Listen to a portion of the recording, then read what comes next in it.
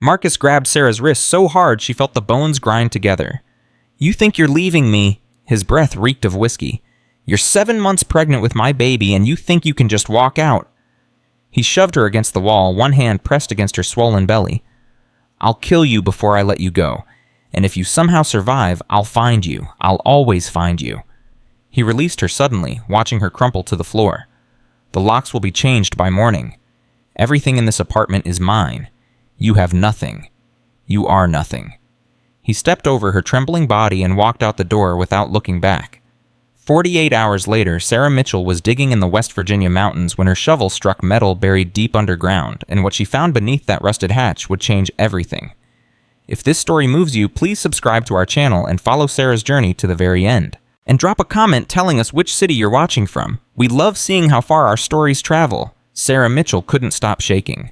She sat in her rusted Honda Civic in the parking lot of a gas station somewhere in rural Virginia, her hands gripping the steering wheel like it was the only thing keeping her tethered to the earth. The dashboard clock read 3:47 a.m. Her bank account showed $847, and the bruises on her wrist were already turning purple. "What am I going to do?" she whispered to the empty car. "What am I going to do?" Her phone buzzed. A text from Marcus. "Change the locks. Don't come back. This is what happens when you try to leave." Sarah stared at the words until the screen went dark. She was 32 years old, 7 months pregnant, and as of 6 hours ago, completely homeless. The baby kicked hard as if reminding her that she wasn't making decisions for just herself anymore. Sarah pressed her hand against her belly and felt her daughter move beneath her palm. "I know," she said softly. "I know. Mommy's going to figure this out." But how? How was she supposed to figure anything out when she had no money, no family, no friends who could help, and a man who had promised to hunt her down if she tried to run? She'd called her mother first. The phone rang 6 times before going to voicemail.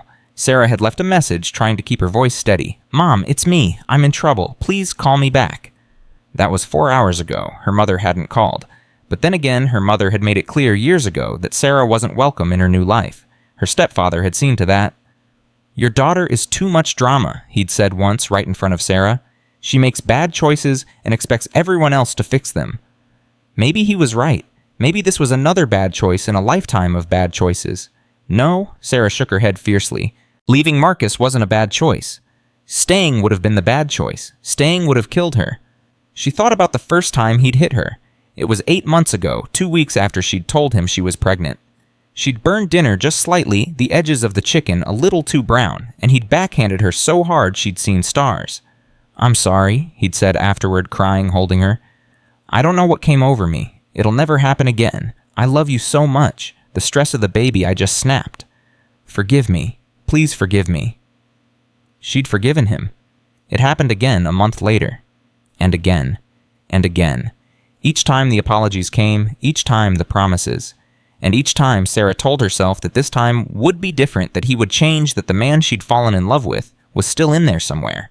But tonight she'd finally seen the truth. When he'd pressed his hand against her belly and threatened to kill her and the baby, she'd seen it clearly. For the first time, Marcus would never change. The man she thought she loved had never existed. And if she stayed, she would die. So she'd left. In the middle of the night, with nothing but her purse and the clothes on her back. She'd driven until she couldn't drive anymore, and now she was sitting in a gas station parking lot trying to figure out how to survive. Her phone buzzed again. Another text from Marcus. "No one will believe you. No one will help you. You're alone. You've always been alone." Sarah's finger hovered over the delete button. Then she noticed the gas station attendant walking toward her car. He was an older man, maybe 65, with kind eyes and a concerned expression. He knocked gently on her window. Sarah hesitated, then rolled it down an inch. "You've been sitting here for almost 2 hours, he said. "You okay, miss?" "I'm fine." "You don't look fine."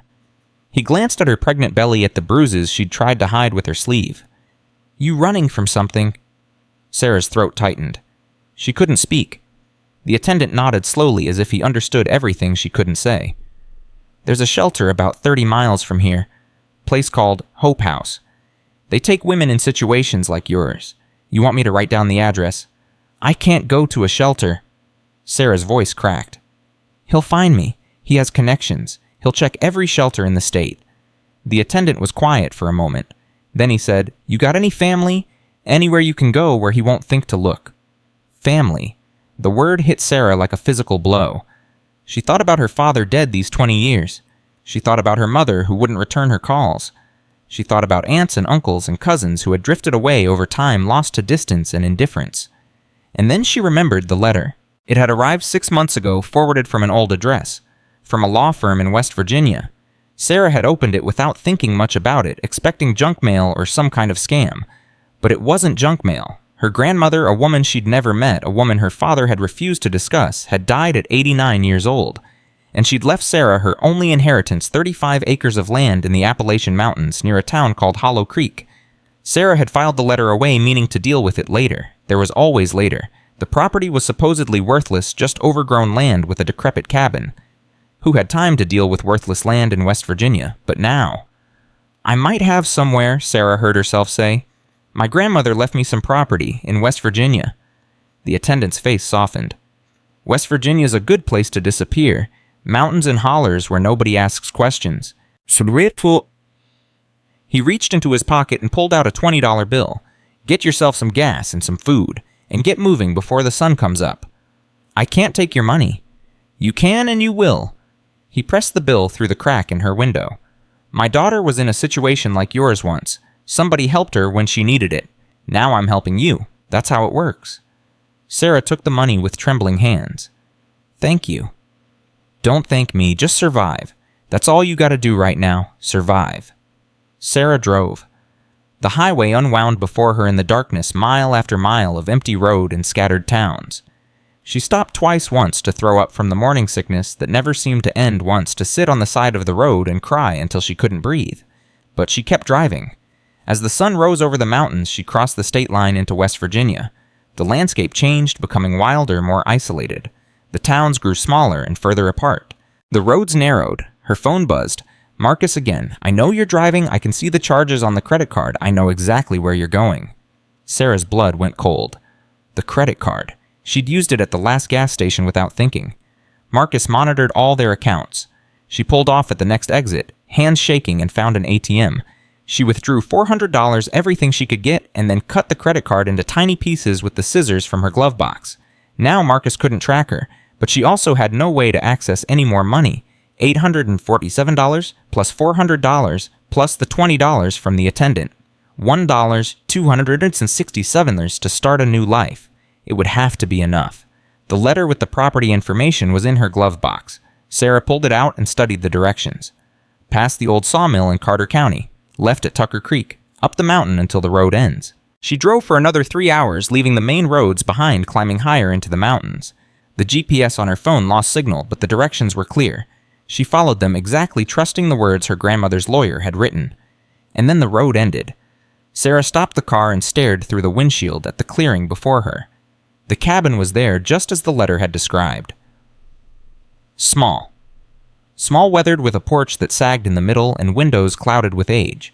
It looked like something out of a fairy tale, not the bright Disney kind, but the old dark stories where children got lost in the woods and never came home. But it was standing, it was real, and it was hers. Sarah climbed out of the car slowly, her pregnant body protesting every movement. The air was different here, clean and cold, scented with pine and something earthy she couldn't name. The silence was so complete it felt like a physical presence. She approached the cabin with her heart in her throat. The front door was unlocked. When she pushed it open, she expected to smell decay, abandonment. The musty rot of a building left to die. Instead, she smelled lavender, fresh lavender mixed with old wood and beeswax, the kind of smell that meant someone had been caring for this place. Recently, Sarah stepped inside and her breath caught. The cabin was clean. Not just tidy, genuinely clean, as if someone had swept and dusted within the last few weeks. The wooden floors gleamed softly. The windows sparkled from the inside. A hand-knitted blanket lay folded on a small couch, and fresh flowers, now wilted but not ancient, sat in a mason jar on the kitchen table. Someone had been here. Someone was maintaining this place. But her grandmother had been dead for 6 months. Sarah walked through the cabin, slowly examining everything. The bedroom held a brass bed frame with a patchwork quilt. The kitchen had a wood-burning stove and shelves stacked with preserved food, canned vegetables, dried beans, sealed containers of flour and sugar, enough to last for months. The bathroom had no running water, but there was a composting toilet and a hand pump that, when Sarah tried it, actually worked. And then she saw the photographs. They covered one entire wall of the main room, dozens of them spanning decades. Black and white images from the 1960s, faded color prints from the 70s and 80s, clearer shots from more recent years. They showed women, all ages, all backgrounds, all circumstances. Some were portraits formal and posed. Others were candid shots of women working, laughing, holding children. Some women looked happy, others looked relieved. A few looked like they'd just escaped something terrible. In nearly every photograph, one woman appeared. Tall, stern-faced, with eyes that seemed to look through the camera into something beyond. Eleanor Mitchell, Sarah's grandmother. And in the corner of many photographs, barely visible unless you were looking for it, was a symbol, a crescent moon with a single star. "Who were you?" Sarah whispered, touching one of the photographs. "What was this place?" The cabin didn't answer, but Sarah felt something, a pull, a recognition, a sense that she'd come to the right place, even if she didn't understand why. Her phone buzzed one final time. The last text she would ever receive from Marcus. "You can run, Sarah, but you can't hide forever. I'll find you. I always find you. And when I do, you'll wish you'd never been born." Sarah read the message. Then she turned off her phone, removed the battery, and threw both pieces into the wood stove. No more. No more threats. No more fear. No more Marcus. Whatever this place was, whatever secrets her grandmother had kept Sarah, was going to find out. And she was going to survive. That first night, Sarah barely slept. She lay in her grandmother's bed, wrapped in the patchwork quilt, listening to every creak and groan of the old cabin. The wind whispered through the trees outside. An owl hooted somewhere in the darkness. And Sarah's daughter kicked and rolled restless in the womb. "It's okay," Sarah murmured, one hand on her belly. "We're safe now. We're going to be okay." But even as she said the words, she wondered if they were true. She'd escaped Marcus, yes. But escape was only the beginning. She had no job, no income, no plan. She was 7 months pregnant in a cabin with no electricity and no running water, miles from the nearest town, completely alone. How was she supposed to raise a child here? Sleep finally came near dawn, and with it a dream. She was standing in the cabin's main room, but it looked different, fuller, warmer, alive with activity. Women moved around her, talking and laughing, preparing food and folding clothes. Children played in the corners. And at the center of it all stood Eleanor Mitchell, tall and commanding, directing everything with quiet authority. Eleanor turned and looked directly at Sarah. "You found your way home," she said. "Now find what I left you. Everything you need is here." Sarah woke with the words still echoing in her mind. Find what I left you. Everything you need is here. What had her grandmother left the cabin, the land? The mysterious photographs on the wall. Sarah spent the morning exploring more carefully than she had the night before. She went through drawers and closets, finding clothes that smelled of cedar blankets wrapped in mothballs, kitchen tools that looked decades old but were still functional. In the nightstand beside the bed, she found a leather-bound journal. Sarah opened it with trembling hands. The entries were sparse, written in a careful, precise hand. They spanned decades, starting in 1962 and continuing almost to the present day. September 17, 1962, the Haven Network is established today. God willing, we will save lives. If we fail, at least we tried. March 15, 1987. MS arrived today. Severe case, 2 children, both under 5. Her husband is a county sheriff. Highest risk we've seen in years. Network activated. She will stay 47 days before relocation to Ohio. August 3, 1992. DL arrived in critical condition, called Dr. Warren immediately. 3rd-degree burns on her back and arms. She will need months to heal physically and otherwise. Stayed 89 days. December 19, 2001. JK arrived. Pregnant 6 months. The father is the police chief in Harmon County. If he finds her, he will kill her and the baby. Full network activation required. Sarah read entry after entry, her throat tightening with each one. Haven Network. Arrived. Relocated. Highest risk. These weren't just notes. These were records. Records of women who had come to this cabin seeking refuge. Women who had been beaten, burned, terrorized. Women who had nowhere else to go. Women like Sarah. Her grandmother hadn't just lived here. She'd been running something. Some kind of underground operation helping women escape abusive situations when no one else would help. Sarah thought about the photographs on the wall. All those faces, all those women. Had they all passed through this cabin? Had they all been saved by Eleanor Mitchell and whatever network she'd built? The journal's final entry was dated 2 weeks before Sarah received news of her grandmother's death. My time is ending. The cancer has spread and the doctors give me months at most. I have made arrangements. The property goes to Sarah, my son's daughter, the granddaughter I never knew. I pray she finds this place. I pray she understands. and I pray that whoever continues the work will have the same courage that sustained me for 60 years. The network still functions, but barely. We need new blood, new stations, new hope. I have done what I could. Perhaps Sarah will do more.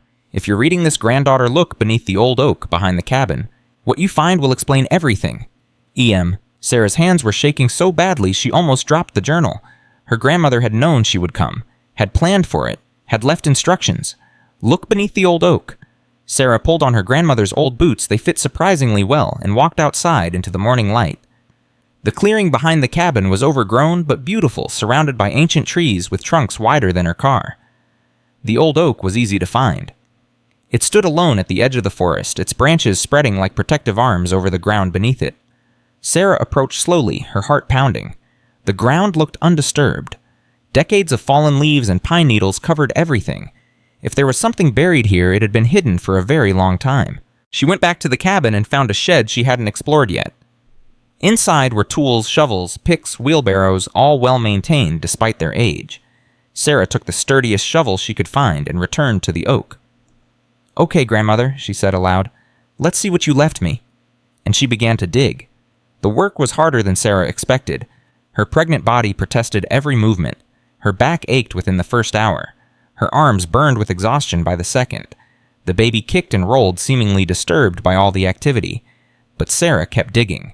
Something drove her forward: curiosity, desperation, the need to understand. Her grandmother had spent 60 years helping women escape the same kind of terror Sarah had just fled. There had to be a reason. There had to be answers. On the third day of digging, her shovel struck metal. The sound rang through the quiet forest like a bell so unexpected that Sarah froze in place.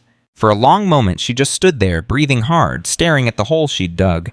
Then she dropped to her knees and began brushing away dirt with her bare hands. Steel, smooth and flat, extending further than she could see, and in the center a hatch complete with a handle and what looked like a combination lock. "Oh my God," Sarah breathed. Her grandmother hadn't just left her a cabin and some journals. She'd left her a bunker. Sarah sat back on her heels, one hand on her belly, trying to process what she was seeing. Her daughter kicked hard as if urging her forward. The combination lock was old but functional. Sarah stared at it, her mind racing. What numbers would her grandmother have used birthdays, anniversaries? She tried the date from the first journal entry, 09/17/62. The lock didn't budge. She tried her grandmother's birthday, her father's birthday, random combinations that seemed meaningful. Nothing worked. Frustrated, Sarah returned to the cabin and went through the journal again, searching for clues. And then she remembered the photograph. The one that was different from the others. Her grandmother alone, standing in front of this very cabin, holding a piece of paper with large numbers written on it. Sarah rushed to the wall of photographs and found it. She studied the numbers, 04/22/42. A date, but what was significant about April 22nd, 1942, she returned to the bunker hatch and entered the numbers. The lock clicked open. Sarah's hands trembled as she lifted the heavy steel hatch. Cool air rushed up from below, carrying the scent of concrete and time, not decay, not rot, but careful preservation. A steel ladder descended into darkness. Sarah went back to the cabin for a flashlight, her heart pounding with a mixture of fear and anticipation. Part of her wanted to close the hatch and walk away to pretend she'd never found it. This was too big, too strange, too far outside anything she'd ever experienced. But another part of her, the part that had driven through the night to escape Marcus, the part that had survived when survival seemed impossible, knew she had to go down. She descended slowly, testing each rung of the ladder, the flashlight beam cutting through the darkness below. The space at the bottom was larger than she'd expected, at least 15 feet square with concrete walls and a surprisingly dry floor. Military-style shelving lined 3 walls, everything organized with meticulous precision. Sarah swept the flashlight across the room and her breath caught. Crates stacked and labeled. Filing cabinets marked with years and codes. Medical supplies preserved food communication equipment. And in the center of the room, on a table that had clearly been the heart of operations, sat an old typewriter, a radio set, and a stack of folders labeled Haven Network Operations Manual. This wasn't just a bunker. This was a command center. Sarah opened the first folder with shaking hands. The Haven Network was established in September 1962 by Eleanor Mitchell and 11 other women across 6 Appalachian states, the document began. Our purpose to provide safe passage and shelter for women and children fleeing domestic violence. In an era when domestic abuse is considered a private family matter, when police routinely return runaway wives to their husbands, when there are no shelters, no hotlines, no legal protections, we have created our own underground railroad. Each station provides temporary shelter, medical care, and transportation to a new life. We operate in secret because the system has failed. We help because no one else will. Sarah read for hours, losing track of time. The network had operated for over 60 years, helping thousands of women escape abusive homes. Each station, like her grandmother's property, was a waypoint on a hidden highway stretching across the eastern United States. The journal entries she'd found suddenly made sense. MSDLJK. These weren't codes, they were women. Real women who had come to this cabin seeking refuge. Her grandmother hadn't just been living alone in the mountains, she'd been running a secret safe house for 6 decades. Sarah found files detailing every aspect of the operation, how to verify a woman's identity, how to assess threat levels, how to coordinate transportation between stations, how to create new identities for women who needed to completely disappear. And then she found a file labeled Active Cases Transition in Progress. Inside were 3 names, 3 photographs, 3 women who had been waiting for help when Eleanor died. Sarah stared at the photographs. A mother with 2 young daughters' bruises visible on her arms. A young woman barely out of her teens, fear written across her face.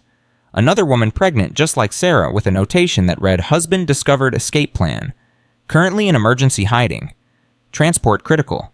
These women were out there, waiting, trapped. And her grandmother's death had left them stranded. Sarah's hands began to shake. She pressed them flat against the cold metal table, trying to steady herself. This was too much.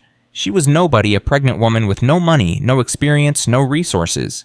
The idea that she could do anything to help these women was absurd. But even as she thought it, she knew she couldn't walk away. She thought about her own escape. The terror of driving through the night, not knowing where to go or who to trust. The gas station attendant who had given her $20 and directions to hope. If someone had offered her a haven network, a secret path to safety, would she have taken it in a heartbeat? These women deserved the same chance. Sarah climbed out of the bunker as the sun was setting. She sat on the edge of the hatch, one hand on her belly, staring at the mountains as the light faded from gold to purple to black. "What do I do, grandmother?" she whispered. "How do I help them when I can barely help myself?" The forest answered with silence, but something in Sarah had shifted. Something that had been broken for years was beginning to heal. She'd spent so long feeling powerless, first in her relationship with Marcus, then in her escape from him. But here in this clearing, she felt the first stirrings of something she'd almost forgotten. Purpose. The next morning, Sarah found what she was looking for in the bunker, an emergency contact list. Names and phone numbers written in her grandmother's careful handwriting. Other station keepers scattered across the region. Most of the numbers were probably disconnected. The list was decades old, but she had to try. She hiked 2 miles down the mountain to a spot where her phone got a single bar of signal. Then she started dialing. The first 3 numbers were dead ends. Disconnected, no longer in service. But the 4th number rang through. "Hollow Creek General Store?" a woman's voice answered. Sarah remembered something from the operations manual, a verification protocol. "I'm looking for a crescent moon," she said carefully. Silence on the other end, long enough that Sarah thought she'd made a terrible mistake. Then, "The stars are bright tonight. Who's calling?" "Sarah Mitchell, Eleanor's granddaughter. I found the station." The silence stretched longer this time. When the woman spoke again, her voice was thick with emotion. "Oh, thank God. We've been trying to reach Eleanor for months. We thought she'd gone dark. We didn't know she was gone." "She died 6 months ago," Sarah said quietly. "I just found out about everything. The network. The women who are waiting." "The Thompson family," the woman said immediately. "Margaret and her 2 girls. They've been in emergency shelter for weeks. The transport was supposed to go through Eleanor's station without her." "I'm here now," Sarah said, the words coming before she could think about them. "I'm at the station. Tell me what to do." "Who are you?" the woman asked. "I mean, what's your situation? Are you equipped to help?" Sarah almost laughed. "I'm 7 months pregnant. I just escaped my own abusive relationship, and I have about $1,000 to my name. I have no idea what I'm doing." "But you're willing to try?" "Yes?" Another pause. "Then, my name is Helen Crawford. I run Station 3 in Beckley. I've been with the network since 1968. Your grandmother saved my life. We need to meet. Can you come to me?" "I'll find a way." Helen gave her directions, and Sarah wrote them down carefully on the back of a receipt. "Sarah," Helen said before hanging up, "your grandmother talked about you, you know. She never met you, but she followed your life from a distance. She believed you'd find your way here someday. She believed you'd continue the work. She didn't even know me. No, but she knew her own blood.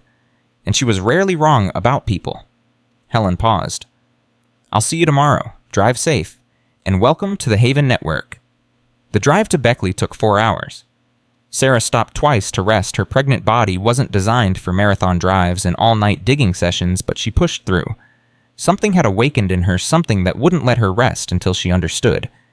Helen Crawford's house looked completely ordinary from the outside.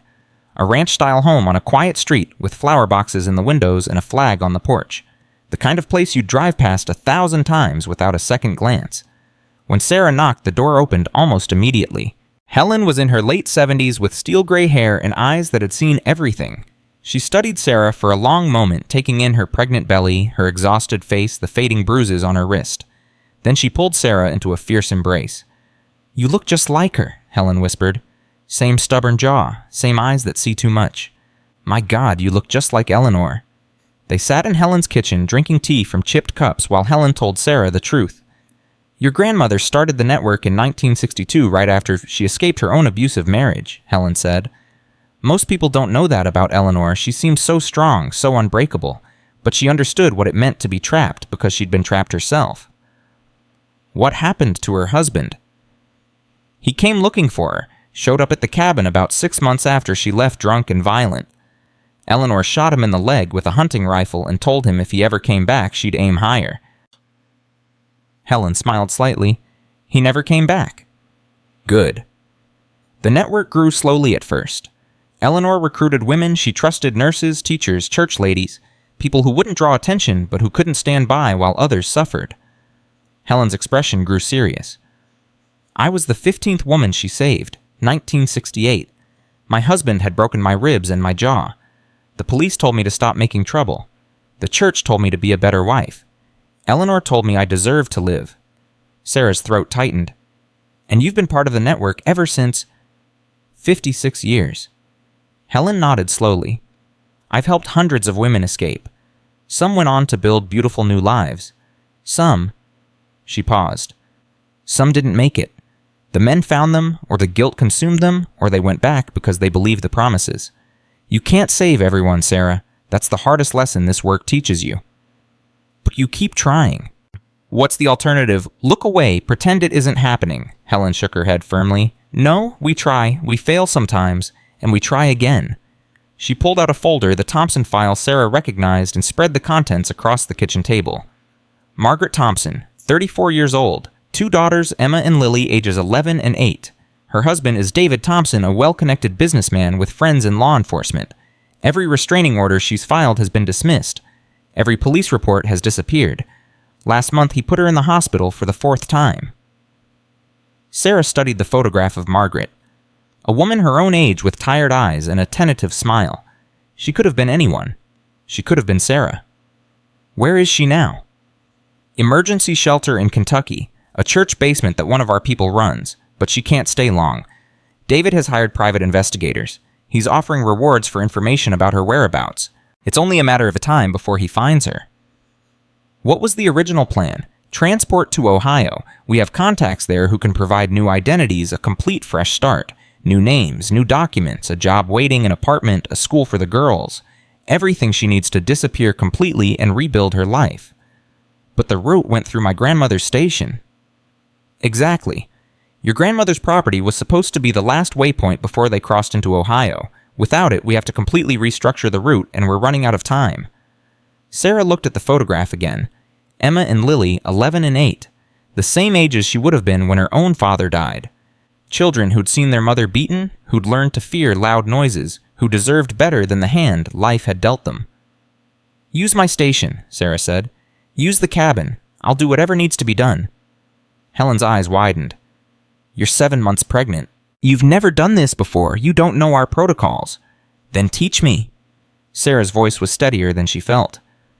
You have 3 days while they arrange the transport, right? Teach me everything. I'll learn. For a long moment, Helen just stared at her. Then slowly she smiled. Your grandmother said those exact words to me once. The night she recruited me into the network. Teach me everything. I'll learn. She reached across the table and gripped Sarah's hand. Welcome to the Haven Network Station Keeper. The training was intensive.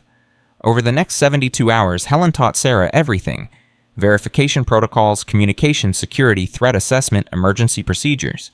Other network members appeared. Women who had heard that Eleanor's granddaughter had claimed the station and wanted to see for themselves. Diana was a retired nurse, 73 years old, who had handled the network's medical needs for 3 decades. Rosa specialized in creating new identities documents so perfect they'd never been questioned. Marcus, an older man, gruff but kind, ran transportation using his trucking company to move women and children hidden in specially designed compartments.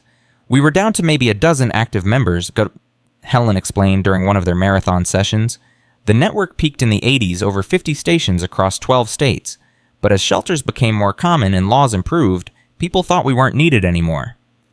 Were they right? Some cases, yes. The system catches more now than it used to, but some slip through the ones where the abuser is powerful, connected, protected. The ones where the woman has no documentation, no resources, no one to believe her. The ones where the law itself is the enemy. Helen's jaw tightened. Those women still need us, and there are more of them than anyone wants to admit. On the 3rd day, Sarah drove back to the cabin to prepare. The Thompson family would arrive tomorrow night.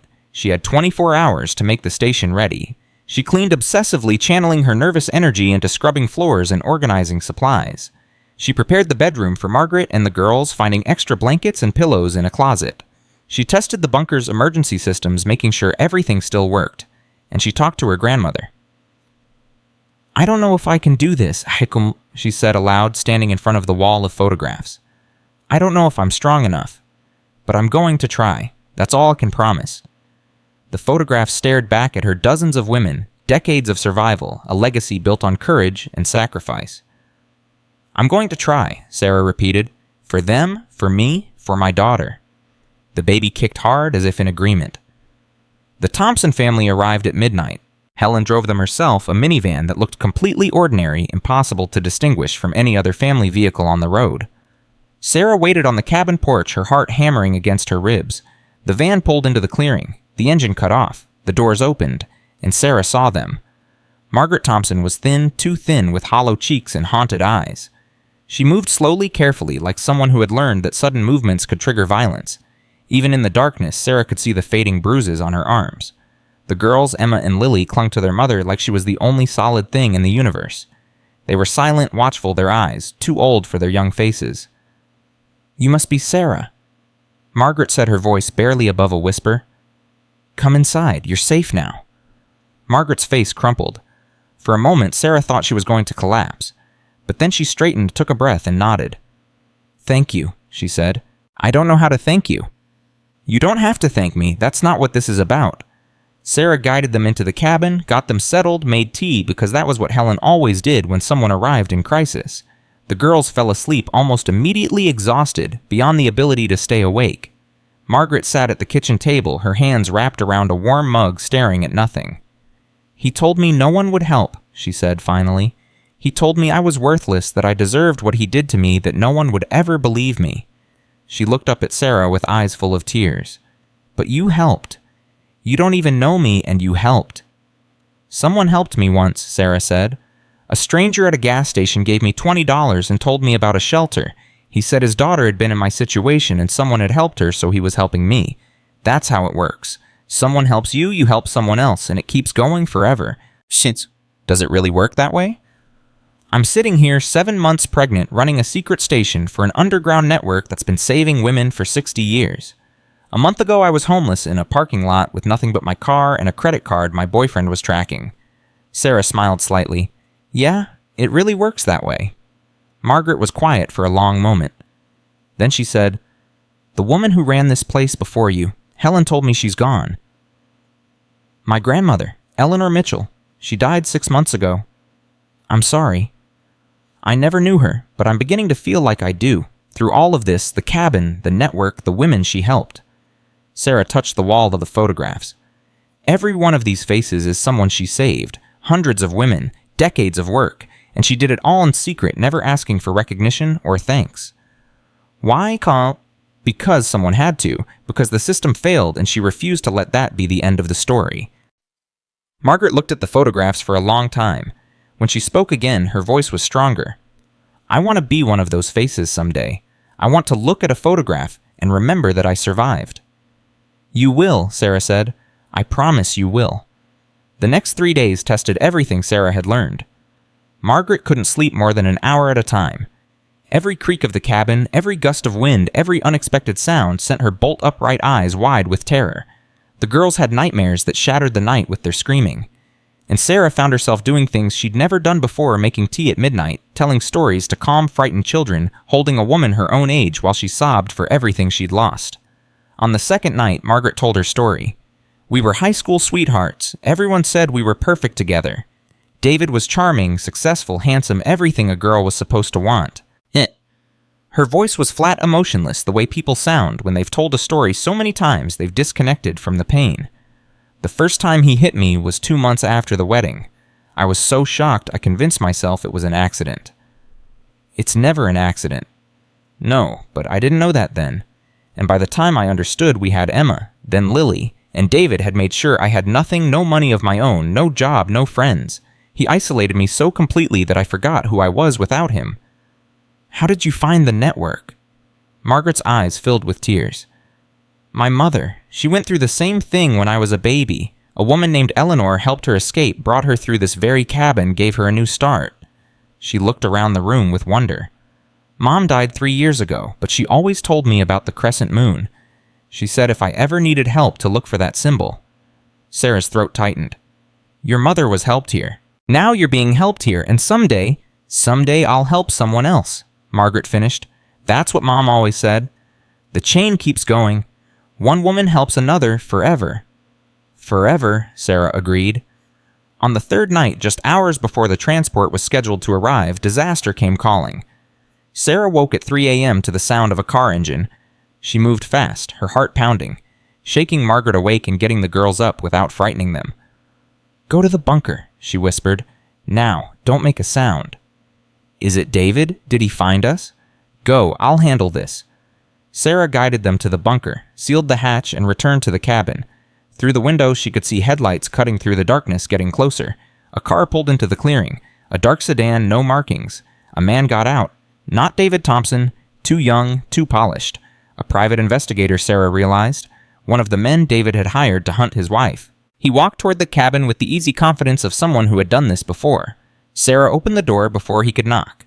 She stood in the doorway, one hand on her pregnant belly, her face arranged into an expression of sleepy confusion. "Can I help you?" The man smiled, professional practiced. "Sorry to bother you so late, ma'am. I'm looking for someone." He held up a photograph of Margaret. "This woman. Have you seen her?" "No," Sarah said, keeping her voice steady. "I don't know anyone around here. Just moved in. Inherited this place from my grandmother." "Mind if I look around?" "Actually, I do. It's the middle of the night. I'm very pregnant, and I don't know you. Come back with the sheriff and a warrant if you want to search my property." Something flickered in his expression. He wasn't used to resistance. "Ma'am, this woman is missing. Her family is very worried about her." "If you're really worried about her, you should check the hospitals and the morgue. That's where women like her usually end up when their worried families find them." The investigator's smile faltered, just for a moment. "I'll leave you my card," he said finally, "in case you see anything." "Fine, but get off my property, now." He held out a business card. Sarah took it without looking. He walked back to his car, slowly, deliberately taking his time. At the sedan, he paused and looked back at the cabin. Their eyes met. He knows Sarah thought. He knows something is wrong, but he got in his car and drove away. Sarah waited until the taillights disappeared completely. Then she ran to the bunker. Margaret was white with terror, clutching her daughters. Was it him? Did he find us? A private investigator. He's gone, but he might come back. We need to move up the timeline. She called Helen on the emergency line. Within 2 hours, Marcus arrived with his truck. By dawn, the Thompson family was on the road to Ohio, hidden in a compartment that had carried hundreds of women before them. Margaret hugged Sarah before she left. Her thin arms were surprisingly strong. "Thank you," she whispered through tears, "for everything." "Thank my grandmother. I'm just continuing her work." Margaret pulled back and looked at Sarah with fierce eyes. "No, you're doing your own work now. This is yours." She climbed into the truck with her daughters. Marcus closed the hidden compartment. The engine started, and Sarah stood in the morning light, watching them disappear down the mountain road, feeling something shift inside her. She'd done it. She'd actually done it. Her phone buzzed with a text from Helen. They're safe. Ohio Station confirmed receipt.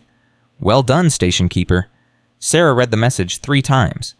Then she walked back into the cabin, sat down at the kitchen table, and cried. Not from sadness or fear, but from something she hadn't felt in years. Hope. 2 weeks after the Thompson family disappeared into their new life, Sarah woke to the sound of someone pounding on the cabin door. She grabbed the hunting rifle Helen had taught her to use and moved quietly through the darkness. The clock on the wall read 4:17 a.m. No one should be here at this hour, no one who meant well. Who's there? She called, positioning herself beside the door, not in front of it. Sarah Mitchell, a woman's voice tight with pain. Helen sent me. Please, I need help. Sarah hesitated. This could be a trap. The private investigator had seen her face, knew she was living here. David Thompson could have sent someone to find out what she knew, but she'd learned the verification protocol. What are you looking for, Sham? She asked through the door. A pause. Then a crescent moon. Please, my son is bleeding. Sarah opened the door. The woman on her porch was maybe 40, with a split lip and a black eye that had swollen almost shut. In her arms, she carried a boy who couldn't have been more than 6 unconscious, with blood matting the hair on the side of his head. He pushed Tyler down the stairs, the woman said, her voice breaking. My husband. He pushed our son down the stairs because Tyler tried to protect me. Please. I didn't know where else to go. Sarah didn't hesitate. She pulled them inside, cleared the kitchen table, and laid the boy down gently. His breathing was shallow but steady. The wound on his head was ugly, but not as deep as she'd feared. What's your name? Rachel Donovan. Helen said you could help us. She said your grandmother helped women like me. She did. I do. Sarah was already reaching for the medical supplies Diana had stocked in the cabin. How did you get here? I drove 3 hours. He was at a bar when I left, but he'll be home by now. He'll know we're gone. Rachel's voice cracked. He'll come looking. He always comes looking. Sarah cleaned Tyler's wound while Rachel held his hand and whispered reassurances. The boy stirred, moaned, opened his eyes. Mommy. I'm here, baby. I'm right here. My head hurts. I know. This nice lady is going to help you feel better. Tyler's eyes found Sarah. Are you an angel? Despite everything, Sarah smiled. No, sweetheart. Just a friend. She finished cleaning the wound and applied a bandage. The cut was superficial. Head wounds always bled dramatically, but this one wasn't serious. Tyler was lucky. A few inches different, a harder fall, and this story would have ended in a morgue instead of a cabin. He needs to stay awake for a few hours, Sarah said. Watch for signs of concussion, confusion, vomiting, unequal pupils. If any of that happens, we have to get him to a hospital. We can't go to a hospital. Greg knows everyone in our county. The doctors, the nurses, even the janitors. He'll find out. Then we pray he doesn't need one. Sarah called Helen at dawn. Rachel Donovan and her son are here. She said you sent her. I did. Her husband is Greg Donovan, owns a construction company, sits on the city council, coaches Little League. The whole town thinks he's a saint. And he pushed his son down the stairs. He's been beating Rachel for years. She's tried to leave before, but he always finds her, brings her back, makes sure everyone knows she's troubled and unstable. Helen's voice hardened. He's convinced the whole community that she's the problem. What do we do? Keep her safe for now. I'm working on a transport, but it's complicated. Greg has connections. He'll have people watching bus stations, airports, rental car companies. We need to be creative. How creative? I'm thinking Canada. Complete extraction. New identities for both of them. Helen paused. It's going to take time to arrange. Can you keep them hidden for a week, maybe 2? Sarah looked at Rachel, who was curled up on the couch with Tyler asleep in her arms. The woman's face was a map of exhaustion and fear. As long as it takes, Sarah said. The first 3 days passed quietly. Tyler recovered quickly, the resilience of childhood erasing his trauma faster than seemed possible. He explored the cabin with wide eye, asked 1,000 questions, adopted a salamander he found near the creek, and named it Gerald. Rachel was slower to heal. She jumped at every sound. Flinched when Sarah moved too quickly, apologized constantly for things that needed no apology. At night, Sarah could hear her crying through the thin cabin walls. It's normal, Diana told her when she called for advice. The body remembers even when the mind wants to forget. She needs time, patience, kindness. What if we don't have time? Then you give her as much as you can. On the 4th day, the phone rang. Not Sarah's cell phone, the landline that hadn't worked since she arrived. The ancient rotary phone on the kitchen wall that she'd assumed was decoration. It rang. Sarah stared at it, her blood going cold. Aren't you going to answer that? Rachel asked, looking confused. Sarah picked up the receiver slowly. Hello, Mrs. Mitchell, a man's voice, deep, polished, controlled. My name is Greg Donovan. I believe you have something that belongs to me. Sarah's hand tightened on the receiver. I don't know anyone by that name. Please don't insult my intelligence. My wife and son disappeared 4 days ago. The credit card I gave Rachel for emergencies was used at a gas station 30 miles from your property. I've done my research, Mrs. Mitchell. I know exactly who you are and what that cabin is. Then you know you should leave us alone. Greg laughed. It was a pleasant sound, warm and friendly, the laugh of a man everyone trusted. Here's what's going to happen. You're going to put my wife on the phone, she's going to tell me where she is, and then she's going to come home with my son, and we're going to work this out like a family. And if she doesn't want to do that, she does. She just doesn't know it yet. The warmth drained from his voice.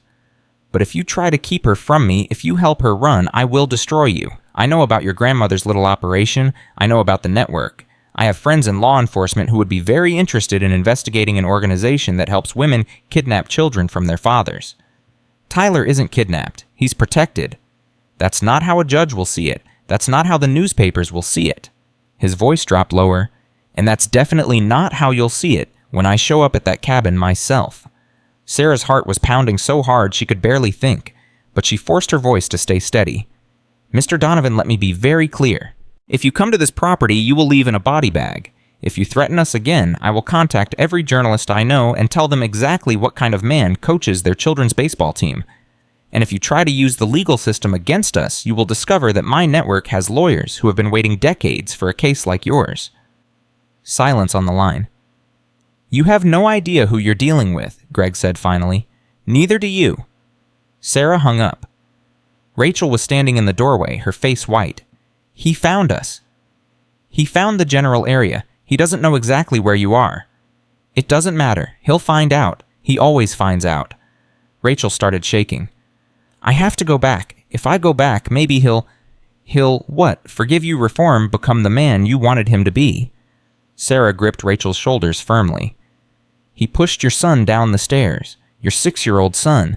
What do you think happens next time? I'll tell you what happens. Tyler ends up in a hospital, or a cemetery, and you end up dead right beside him. Sarah's voice cracked. I know because I've been where you are. I know what it feels like to believe you deserve it, to think there's no way out, to be so scared that going back seems easier than fighting. But I'm telling you, I'm promising you, there is another way. Rachel's eyes filled with tears. What if he finds us here? Then we'll be ready. Sarah called an emergency meeting. Helen drove up from Beckley. Diana came from her place an hour south. Rosa arrived with a folder full of documents and a grim expression. Greg Donovan is more connected than we thought, Rosa said, spreading papers across the kitchen table. City Council Chamber of Commerce Police Benevolent Association. He's donated to every sheriff's campaign in 3 counties for the past decade. Can we still get them to Canada? The border is being watched. Not officially, but Greg has friends who work customs.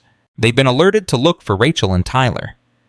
What about a different route through another state? Possible, but risky. He's got private investigators covering the major highways. Rosa looked at Sarah with serious eyes. We might have to consider an alternative. What alternative? Helen answered. Complete disappearance. New faces, not just new names. Plastic surgery for Rachel, dyed hair for Tyler, a paper trail that leads nowhere. It's expensive, it's dangerous, and it takes months to arrange. Months? She can't stay hidden for months. No, she can't. Helen leaned forward.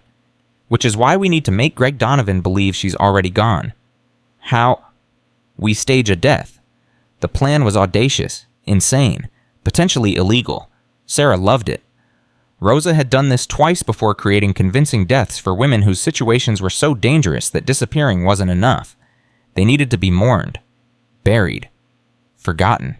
We'll use a car accident, Rosa explained. Remote location, steep ravine vehicle fire. The bodies will be unrecoverable, but dental records will confirm the identities. Whose dental records? Rachel's and Tyler's. I have contacts who can create matching records for unidentified remains. Sarah shook her head slowly. This is insane.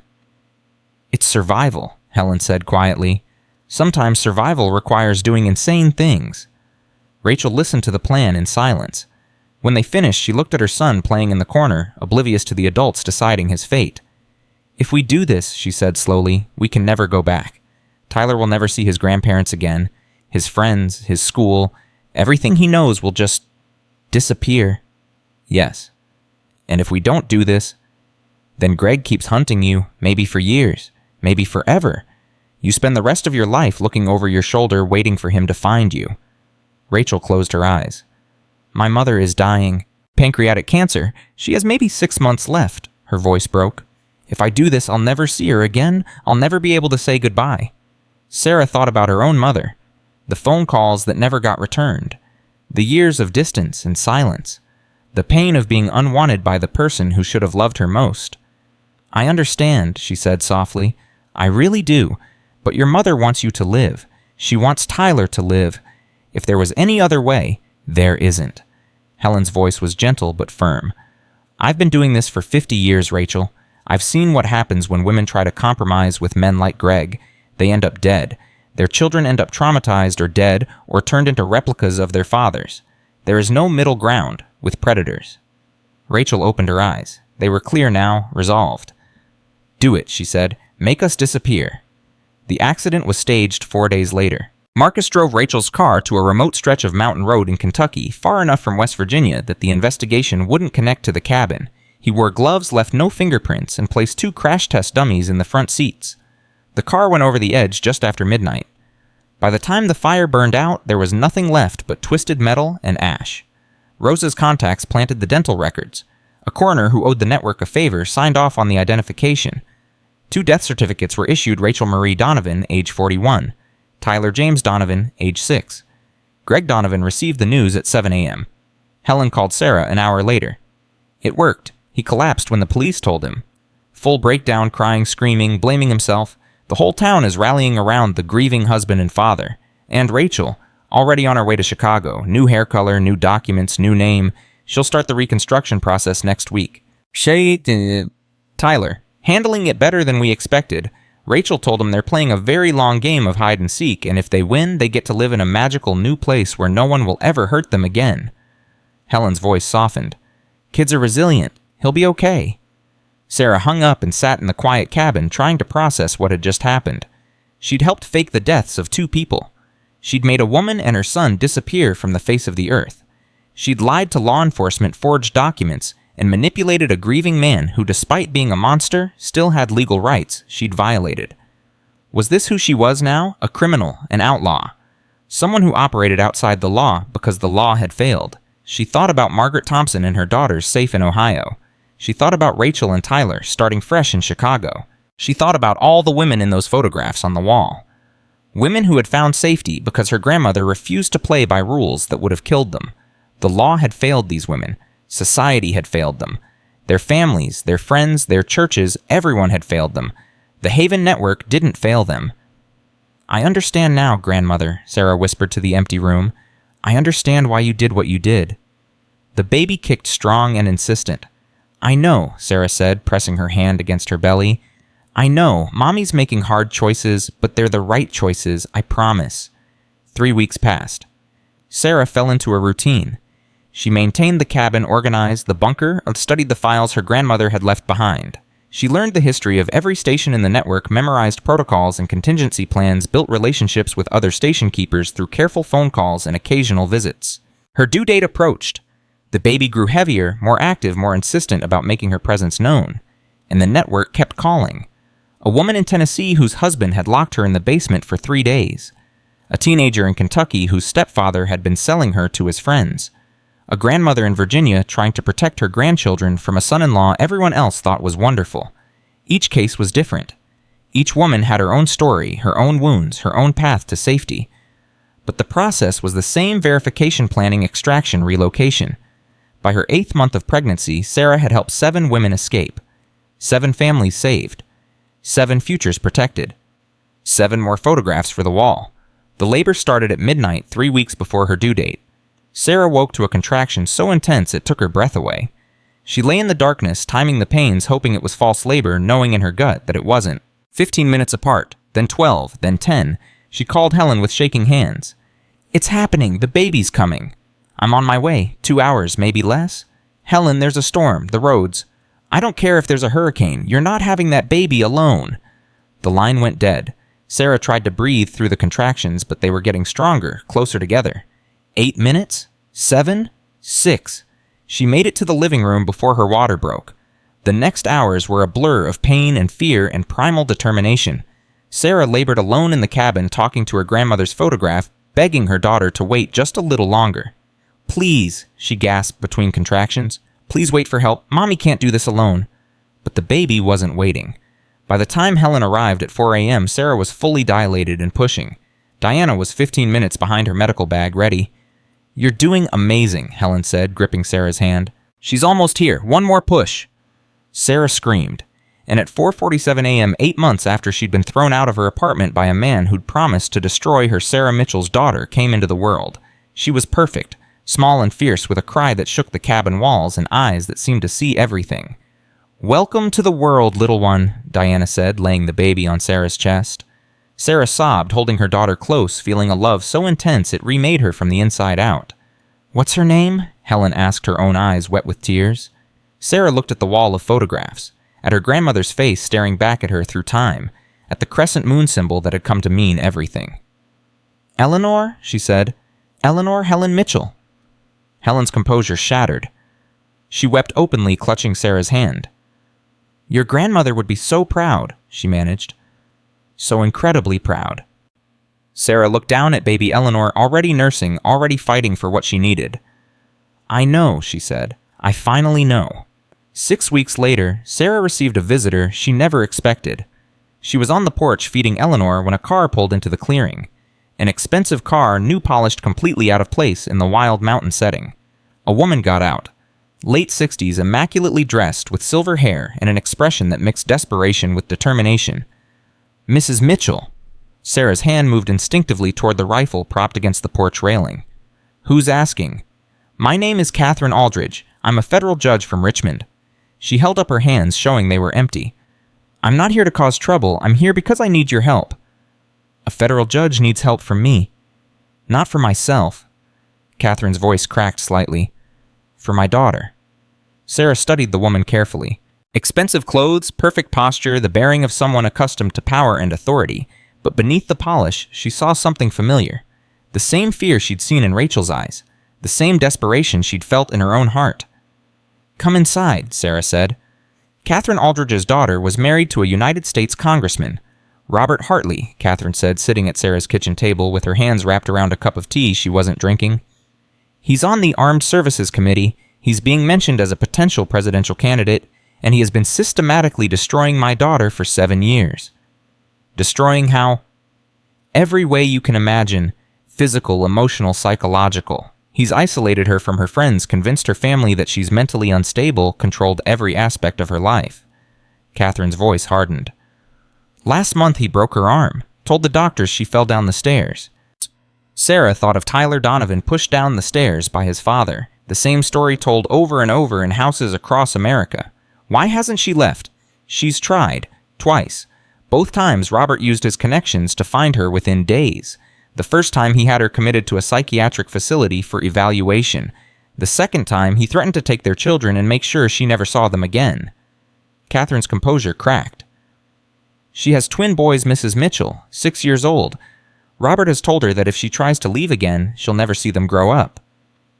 And you came to me because I've spent my entire career in the justice system, and I know exactly how useless it is in cases like this. Robert has money power connections. He could commit murder in broad daylight, and half the people in Washington would help him cover it up. Catherine leaned forward. I've heard rumors about a network. An underground operation that helps women disappear when the law can't protect them. I've been searching for months, and every trail led me here. Sarah was quiet for a long moment. What you're asking for, she said finally, would be the most dangerous extraction we've ever attempted. A congressman's wife, twin children, media scrutiny, federal resources, political pressure unlike anything we've dealt with before. I know.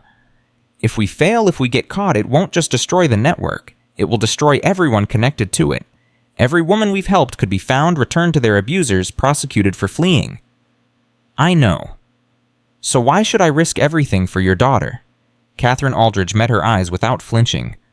Because if you don't help her, she'll die. Maybe not today, maybe not next month. But Robert is escalating. Each incident is worse than the last. And one day he's going to go too far, and my daughter will become another statistic, another domestic tragedy that everyone saw coming, but no one stopped. She reached into her purse and pulled out a photograph. A young woman with sad eyes holding two identical boys who had their father's smile but their mother's fear. Her name is Amanda. She's 34 years old. She wanted to be a veterinarian before she met Robert.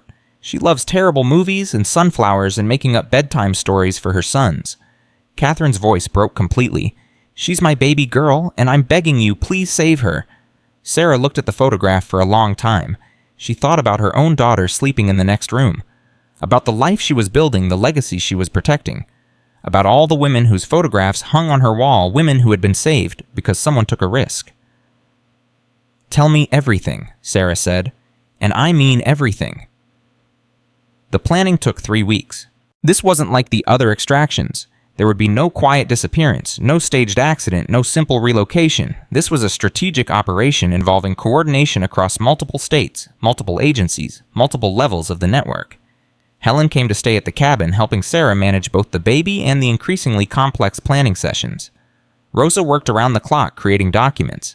Marcus mapped escape routes and backup routes for the backups.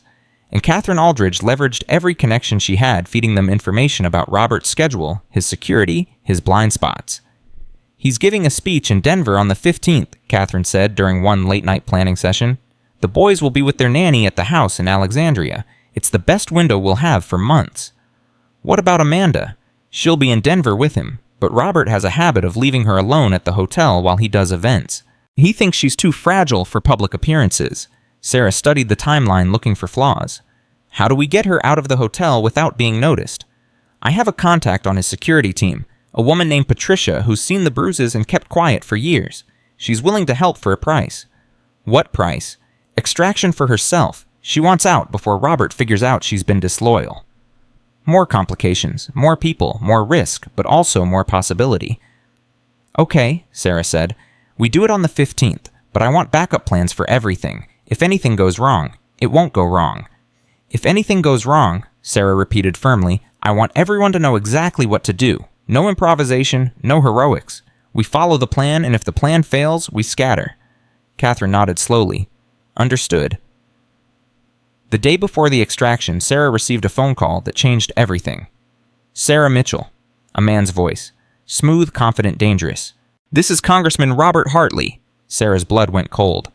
I don't know how you got this number. Please, let's not play games. I know who you are. I know what you do, and I know you're planning to steal my wife and children. His voice hardened. It's not going to happen. How? Did you really think you could operate in secret forever, that a network of concerned citizens could hide from federal resources? Robert laughed softly.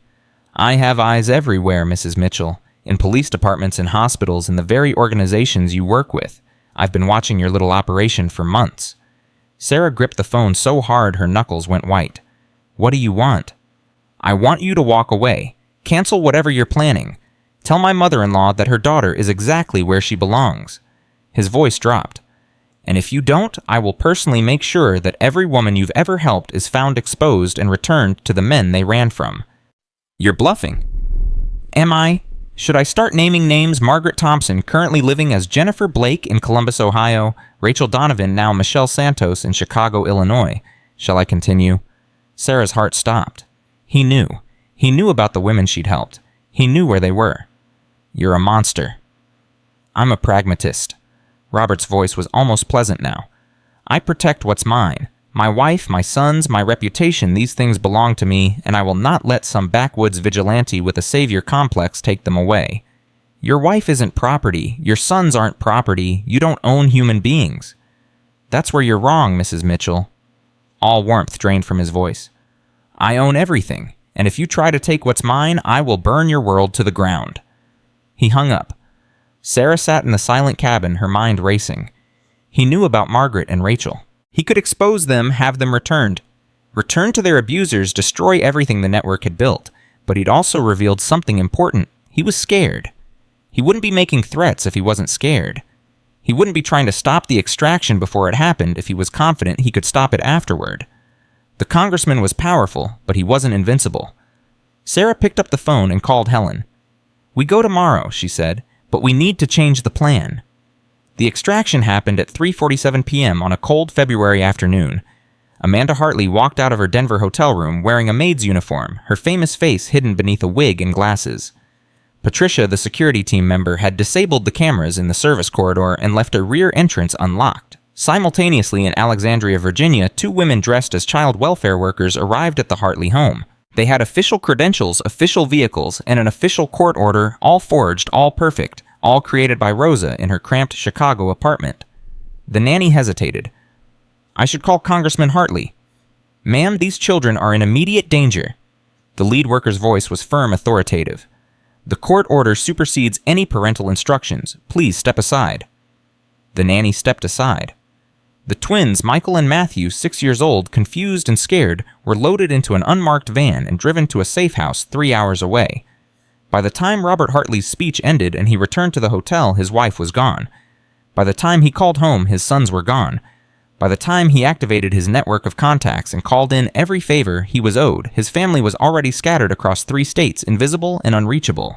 And in a cabin in the West Virginia mountains, Sarah Mitchell held her infant daughter and watched the phone ring without answering. Robert Hartley was about to learn something important. He didn't own everything, and some things once lost could never be recovered. The retaliation came 72 hours later.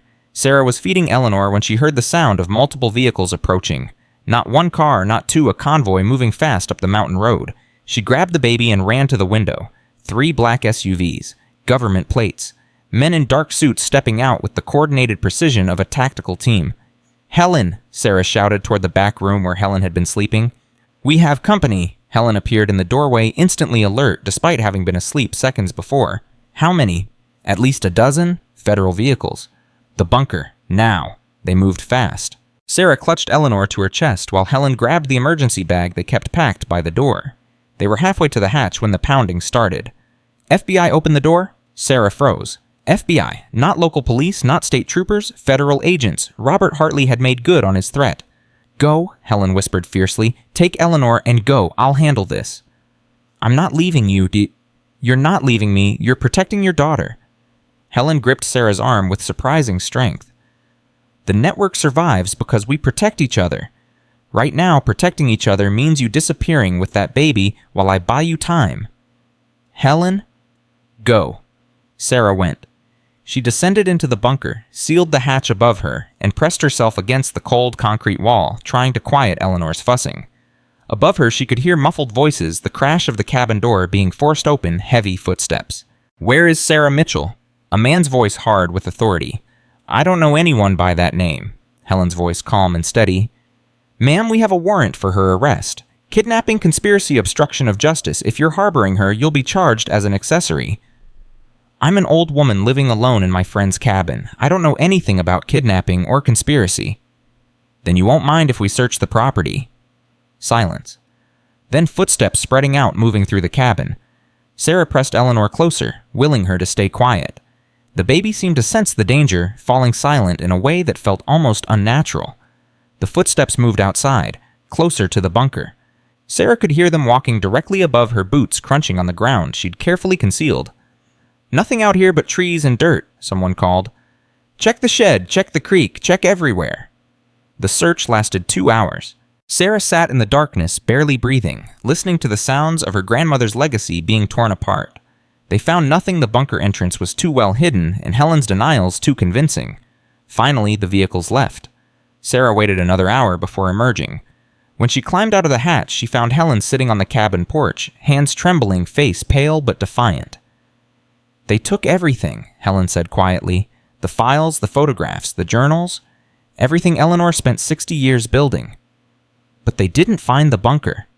"No, they didn't find the bunker." Helen looked at Sarah with exhausted eyes. "They'll be back, though. Robert Hartley isn't going to stop. He's going to hunt us until there's nothing left to hunt." Sarah sat down beside her Eleanor, now sleeping peacefully against her chest. "Then we need to stop him first." "How? He's a United States congressman. He has the FBI doing his bidding." "Every monster has a weakness." Sarah's voice was harder than she'd ever heard it. We just need to find his. The next 3 weeks were a war of shadows. Robert Hartley went public with his version of events, a loving husband and father devastated by the kidnapping of his wife and children by a radical underground organization. He gave tearful interviews, appeared on morning shows, demanded federal action against the domestic terrorists who had destroyed his family. The media ate it up. Congressman's family vanishes became the headline on every network. Photos of Amanda and the twins appeared everywhere, accompanied by pleas for their safe return. And the Haven network went into lockdown. Every station closed. Every active case went dark.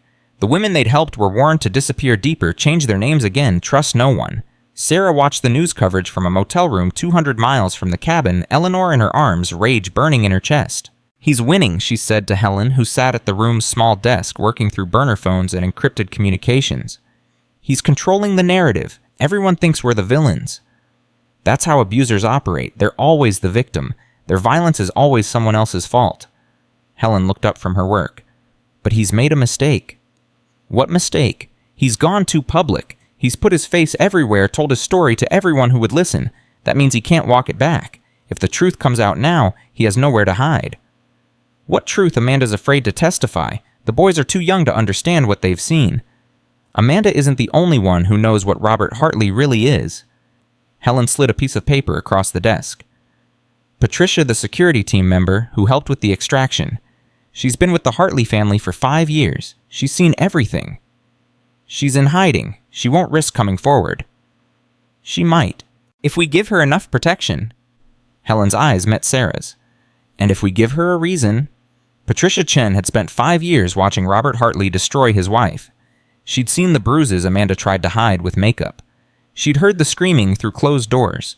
She'd cleaned blood off bathroom floors and lied to doctors about accidents and falls. She'd kept quiet because she was scared, because Robert paid well and threatened better, because she'd convinced herself it wasn't her business, wasn't her problem, wasn't her responsibility. But when she'd seen the terror in those little boys' eyes, when she'd realized they were learning to fear their own father, something had broken inside her.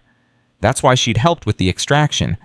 That's why she was hiding now in a safe house in Pittsburgh, waiting to see how the story would end. When Sarah called, Patricia answered on the first ring. I can't testify, she said immediately. He'll kill me. He's killed before I'm sure of it. There was a woman years ago before Amanda. She disappeared and Robert acted like she'd never existed. What woman? Her name was Jennifer Marsh. She was his college girlfriend. They were engaged and then suddenly they weren't, and no one ever saw her again. Patricia's voice was shaking. I found letters in his study once. Letters from Jennifer. They stopped abruptly in 1998. And there were photographs he kept locked in a safe, photographs that showed bruises on her face, her arms. Sarah's heart was pounding. Do you still have access to that safe? No, I barely got out of the house alive, but I know the combination, and I know what's in there. Patricia, if we could get those photographs, if we could prove what happened to Jennifer Marsh, you'd have evidence of murder. Patricia laughed, but there was no humor in it. And Robert Hartley would burn the world down before he'd let that evidence see daylight. Then we need to get it before he knows we're looking. The operation took 2 weeks to plan. Sarah worked with Rosa to create false identities for a 3-person team. Helen coordinated with contacts in Virginia who could provide surveillance on the Hartley house. Marcus arranged transportation that couldn't be traced. And Catherine Aldridge, Amanda's mother, the federal judge who had started all of this, leveraged every connection she had to ensure that when they moved, no one would be watching. Robert is in Washington for votes all week, Catherine reported during their final planning session. The house in Alexandria will be empty except for security, 2 guards rotating shifts. I can arrange a distraction that will pull them away for approximately 15 minutes. 15 minutes isn't much time. It's all I can give you. Catherine's voice was strained. I'm risking everything by helping with this. If anyone finds out a federal judge assisted in a burglary...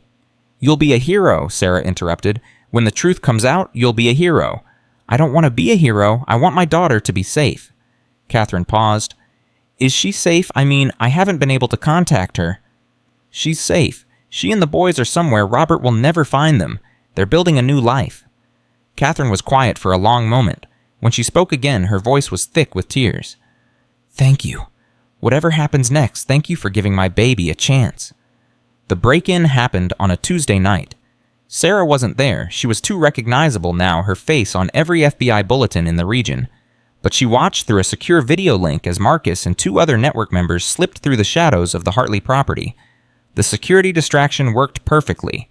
A car accident at the end of the block staged to look serious enough to require investigation. Both guards left their posts to assist just as Catherine had predicted. Marcus was inside within 90 seconds.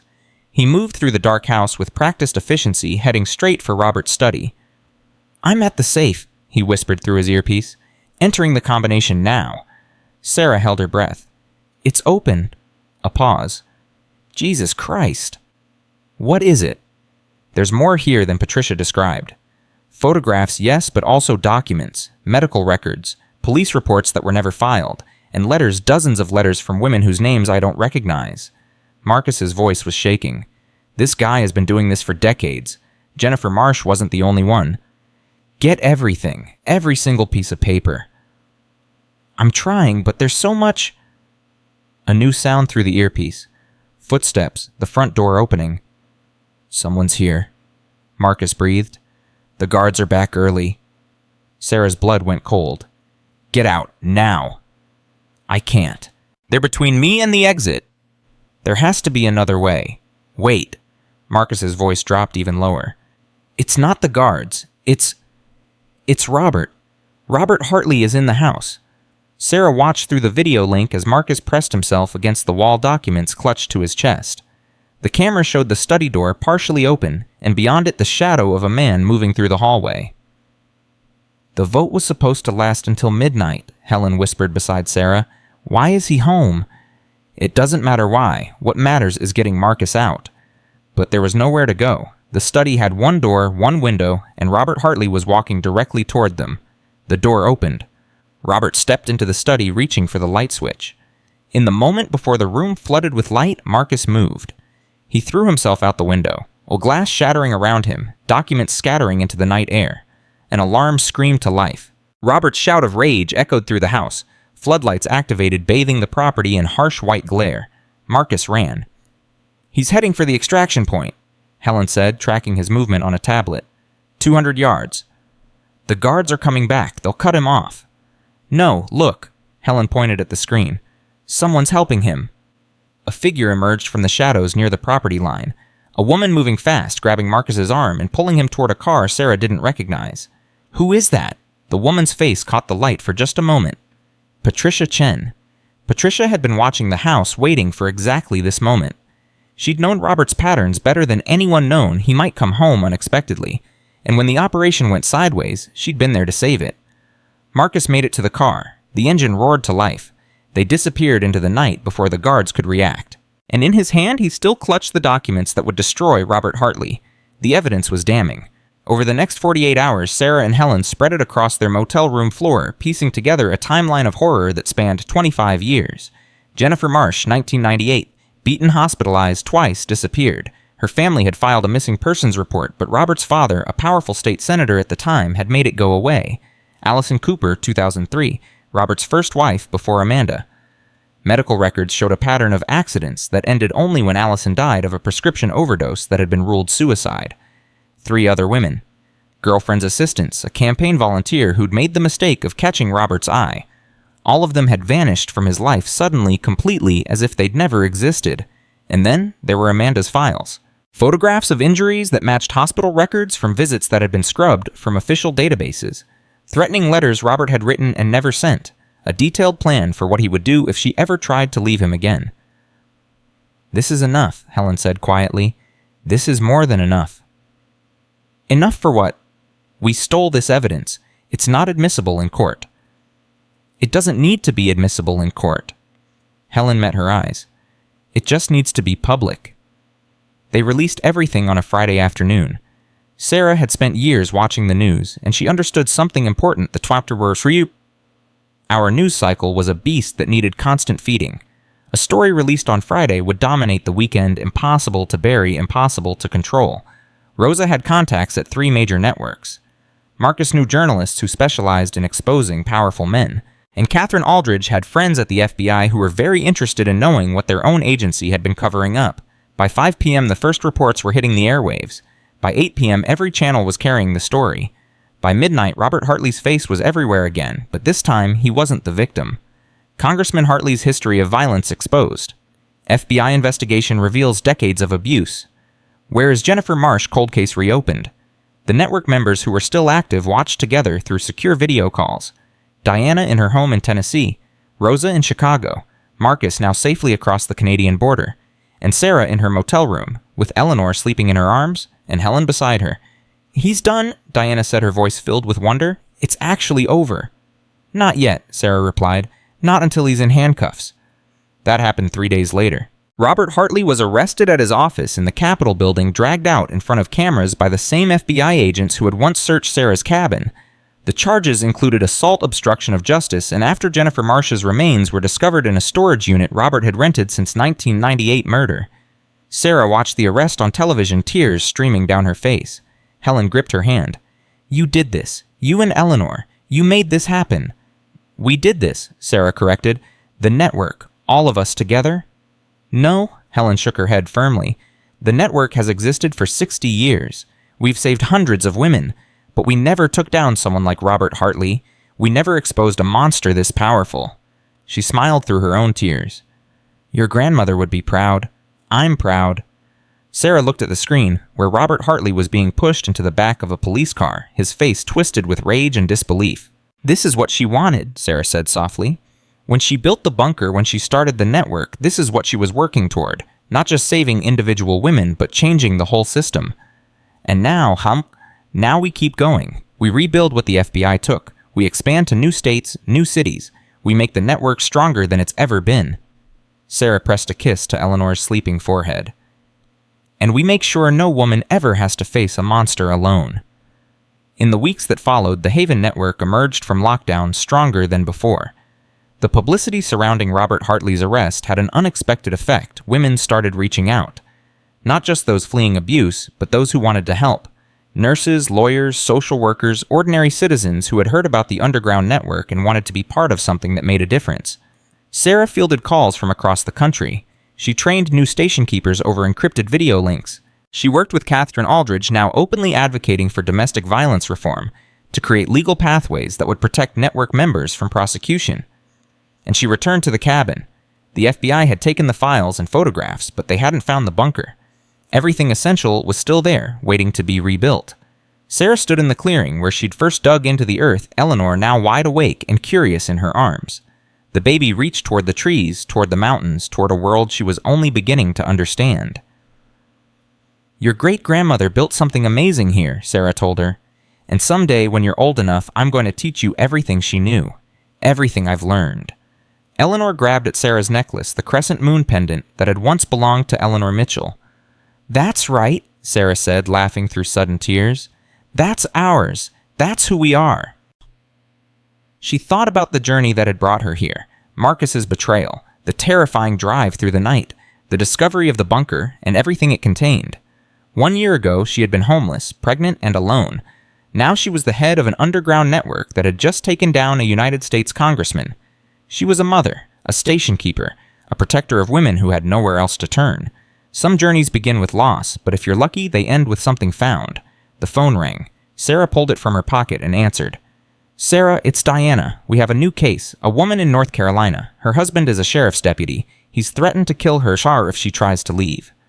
Sarah looked at her daughter, at the cabin, at the mountains that had become her home. "Tell me everything," she said. "I'll handle it." 4 months later, on the anniversary of her grandmother's death, Sarah hosted a gathering at the cabin.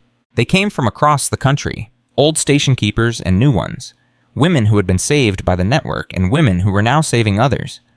Diana and Rosa and Marcus. Catherine Aldridge and her daughter Amanda finally able to appear in public now that Robert was behind bars awaiting trial. They stood together in the clearing, dozens of women and a few trusted men looking at the wall of photographs that Sarah had painstakingly recreated. 62 years ago. Sarah said, her voice carrying in the mountain air, a woman named Eleanor Mitchell founded the Haven Network. She didn't do it for recognition or praise. She did it because she understood something fundamental about the world. When systems fail, people have to step up. When no one else will help, we help each other. She looked at the faces around her. At Helen, now 90 years old, leaning on a cane, but still fierce. At Amanda, standing between her twin sons, her eyes clear and unafraid for the first time in years. at all the women whose photographs hung on the wall, present in spirit, if not in body. I never knew my grandmother, Sarah continued. I never got to thank her, or learn from her, or tell her what her legacy meant to me. But I know her now.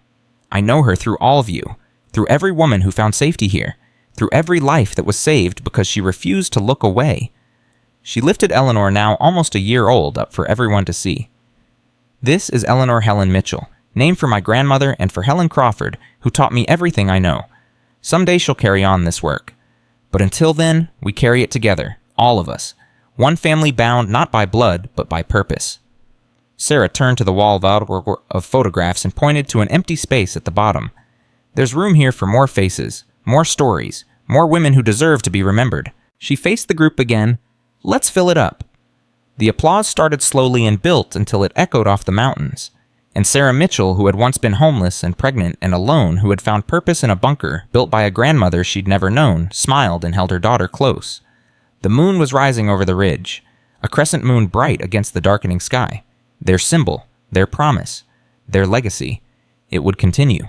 3 years had passed since Sarah Mitchell first dug her shovel into the earth behind her grandmother's cabin. 3 years since she'd found the bunker. 3 years since she'd become the leader of the Haven Network. In that time, she'd helped rescue 117 women and 83 children. She'd expanded the network from 12 active stations to 47, spanning 19 states. She'd testified before Congress about domestic violence reform, her face hidden behind a screen, her voice disguised to protect her identity. And she'd raised her daughter. Eleanor was 3 years old now, fierce and curious with her great-grandmother's eyes and her mother's stubborn jaw. She knew the cabin, and the mountains, and the women who came and went like family. She didn't yet understand what her mother did, but she knew one thing absolutely: the crescent moon meant safety. On the morning everything changed, Sarah was teaching Eleanor to read. "Moon," Eleanor said, pointing at the picture book in her lap. "That's our moon, Mommy." "That's right, baby, that's—" The satellite phone rang. The emergency line that only rang when something had gone terribly wrong. Sarah grabbed it. "What is it?" Helen's voice came through tight with fear. "Marcus is dead." The world stopped. "What?" "They found his body 2 hours ago, in his truck on a back road in Vermont. Shot 3 times!" Helen's voice cracked. "Sarah, someone is hunting us!" Sarah's hand was shaking so badly she almost dropped the phone. Marcus. Marcus, who had driven the Thompson family to safety. Marcus, who had risked everything to steal the evidence against Robert Hartley. Marcus, who had been part of the network for 35 years. How did they find him? "We don't know, but Sarah, there's more. Diana's house was broken into last night. Rose's apartment in Chicago was ransacked. Someone is going through the network systematically, and they're not being subtle about it. Robert Hartley is in prison. He can't... It's not Hartley." Helen's voice dropped. "We intercepted some communications. There's a name. Someone new, someone we've never dealt with before." "Who?" "They call him the Collector. That's all we know. A name. And the fact that he's been hired to destroy everything we've built." Sarah looked at Eleanor, still focused on her picture book, unaware that her mother's world was crumbling. "Get everyone underground. Every station, every member. No one moves. No one communicates. No one does anything until we know what we're dealing with." "What about you?" "I'm taking Eleanor somewhere safe. Then I'm going to find out who the Collector is, and I'm going to stop him." The next 72 hours were a nightmare. Sarah moved Eleanor to a safe house in Pennsylvania, leaving her with Amanda Hartley, now Amanda Williams, living under her new identity with her twin sons. The women had become close over the past 3 years, bound by shared trauma and shared purpose. "Keep her safe," Sarah said, hugging her daughter so tight Eleanor squirmed in protest. "Mommy, you're squishing me." "I know, baby. I'm sorry." Sarah forced herself to let go, to smile, despite the terror clawing at her chest. "Mommy has to go help some people. Aunt Amanda is going to take care of you for a little while. When are you coming back?" "Soon, I promise." Eleanor's eyes were too knowing for a 3-year-old. "Be careful, Mommy." "I will, baby. I will." Sarah drove through the night, meeting Helen at a rendezvous point in Ohio. The older woman looked like she'd aged 10 years in 3 days. Her hands trembled as she spread papers across the table. "We've been hit in 6 states, Helen said. "Diana is in hiding. Rosa managed to destroy her files before they got to her apartment, but she's gone dark, and we've lost contact with 4 stations completely." Who is this guy? How does he know so much about us? I've been asking the same question. Helen's face was grim. And I think I have an answer you're not going to like. She pulled out a photograph. A man maybe 50 with silver hair and cold eyes. Something about his face seemed familiar, but Sarah couldn't place it. His name is Victor Chen. He was a private investigator in the 90s, specializing in tracking missing persons. Helen paused. He's also Patricia Chen's father. Sarah's blood went cold. Patricia, the woman who helped us with the Hartley extraction. The same. Apparently Victor wasn't happy when his daughter disappeared with us. He spent the last 3 years building a dossier on the network, and now he's selling his services to every abuser with money and a grudge. Patricia helped us. She chose to help us.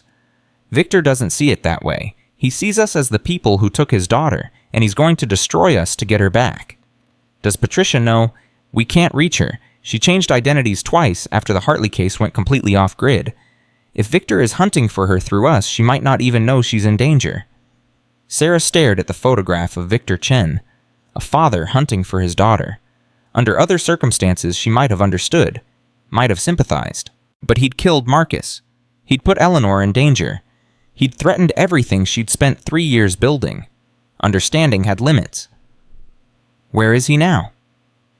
We don't know. He moves constantly, uses burner phones, never stays in one place more than a few days. He's a professional, Sarah. This isn't some angry husband stumbling around in the dark. This is a trained hunter. Then we need to be smarter than him. How? Sarah looked at the photograph again. At Victor's cold eyes, his silver hair, his expression of absolute determination. We give him what he wants. The plan was simple. Dangerous, but simple. They would lure Victor Chen out of hiding by offering him Patricia. Not the real Patricia, of course, but the appearance of Patricia. A trail of breadcrumbs leading to a location where the network would be waiting. He won't fall for a trap yet, Helen argued. He's too smart. He's not smart, he's obsessed. There's a difference. Then Sarah had spent enough time around obsessed people to know. He's been hunting Patricia for 3 years. His judgment is compromised. He wants to find her so badly that he'll believe what he wants to believe. And if you're wrong, then I'll be dead and you'll have to continue without me.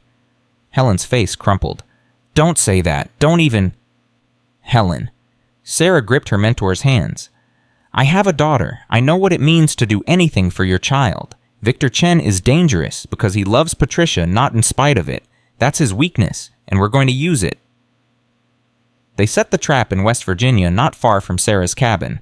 The location was chosen carefully isolated enough to limit escape routes familiar enough that Sarah knew every tree and rock and shadow. Rosa came out of hiding to help her face gaunt, but her hands steady as she created the false trail that would lead Victor to them. He'll see through it, Rosa said, not for the first time. He'll see what he wants to see, Sarah replied, also not for the first time.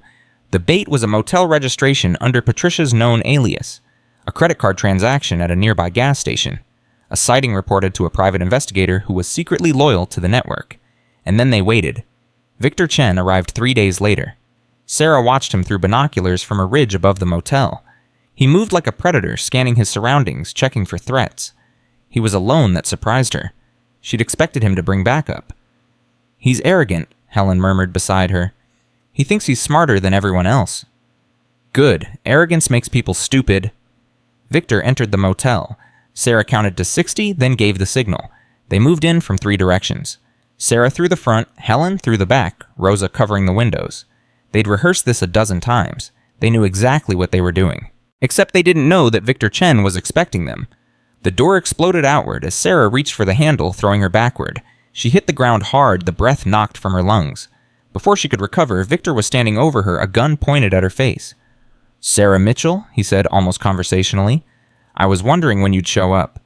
How did I know it was a trap? He smiled, but there was no warmth in it. Because I've been studying you for 3 years. I know how you think. I know how you operate. And I know you would never risk yourself unless you thought you had the advantage. He pressed the gun barrel against her forehead. Sarah forced herself not to close her eyes. Where is my daughter? I don't know. The gun pressed harder. Wrong answer. It's the truth. Patricia disappeared after the Hartley case. She didn't want to be found, not by you, not by us, not by anyone. You're lying?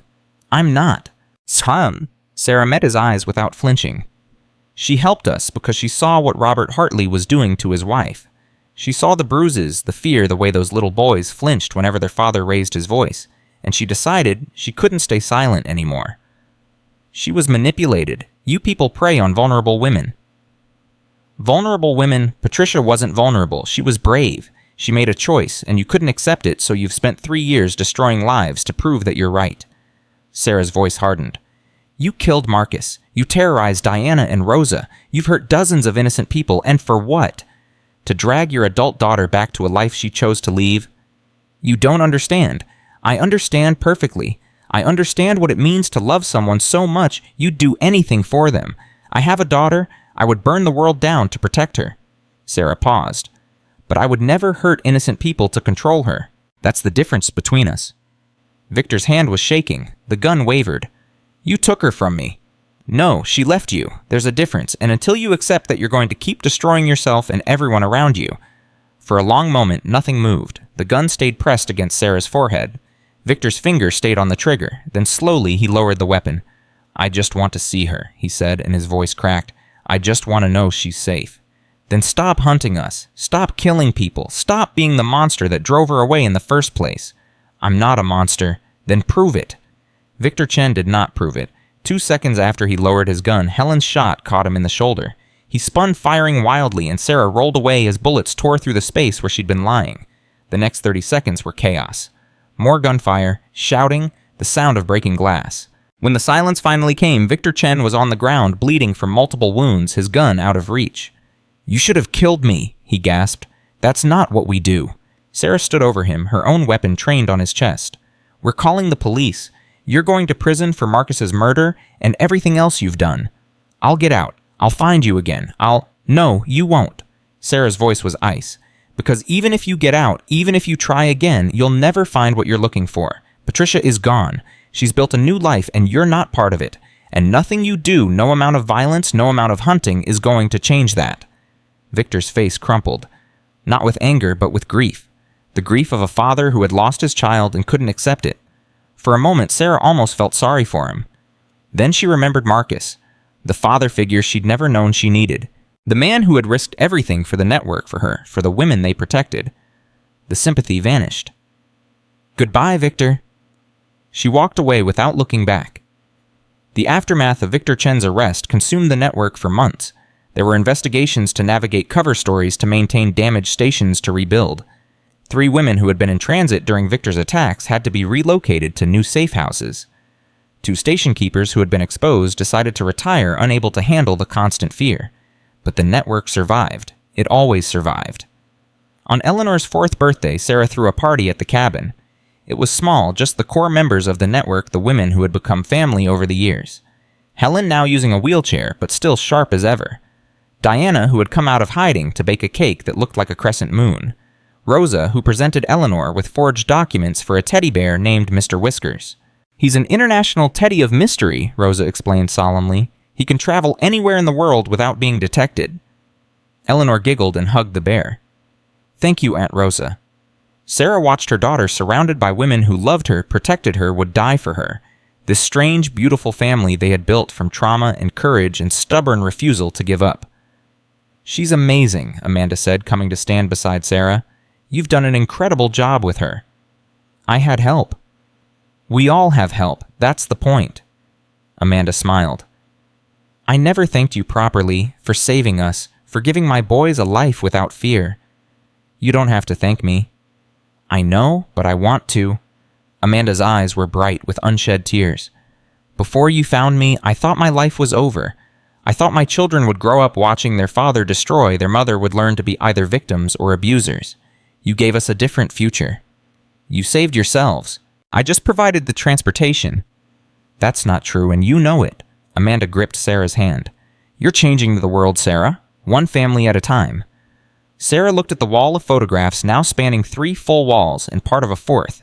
Hundreds of faces, hundreds of stories, hundreds of lives saved. Her grandmother had started this. She was continuing it. And someday, Eleanor would carry it forward. We're all changing the world, Sarah said, together. That night, after the party ended and Eleanor was asleep, Sarah sat on the porch with Helen watching the stars emerge. Victor Chen is talking, Helen said quietly, trying to cut a deal. He's offering to give up everyone who hired him to hunt us.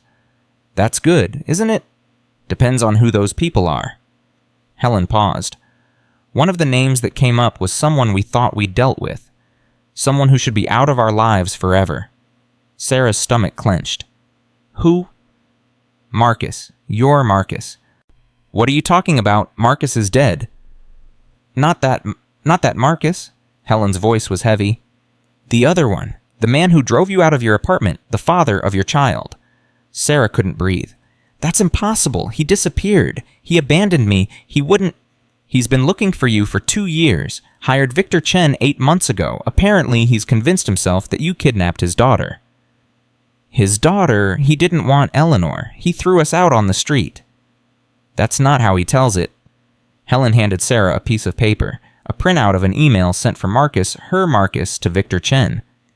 She stole my child. She disappeared with my baby, and I have rights. I don't care what it costs. Find her. Find my daughter. Bring them both back to me. Sarah read the words 3 times, trying to make them mean something other than what they clearly meant. Marcus was coming for her, for Eleanor. He'd been hunting them while she thought she was safe. Where is he now? Victor wouldn't say, not without a deal, and the prosecutors aren't willing to offer one for a murderer. Helen's face was grim. But Sarah, if Marcus has been working with Victor, he knows things. He might know about the cabin, about Eleanor, about everything. Sarah looked toward the bedroom where her daughter was sleeping. Her beautiful, innocent daughter, who had never met her father, who didn't even know his name. Then we need to find him first. The hunt for Marcus took 6 weeks. Rosa worked her contacts tracing financial transactions and phone records. Diana reached out to networks in other states asking questions carefully, never revealing why they needed to know.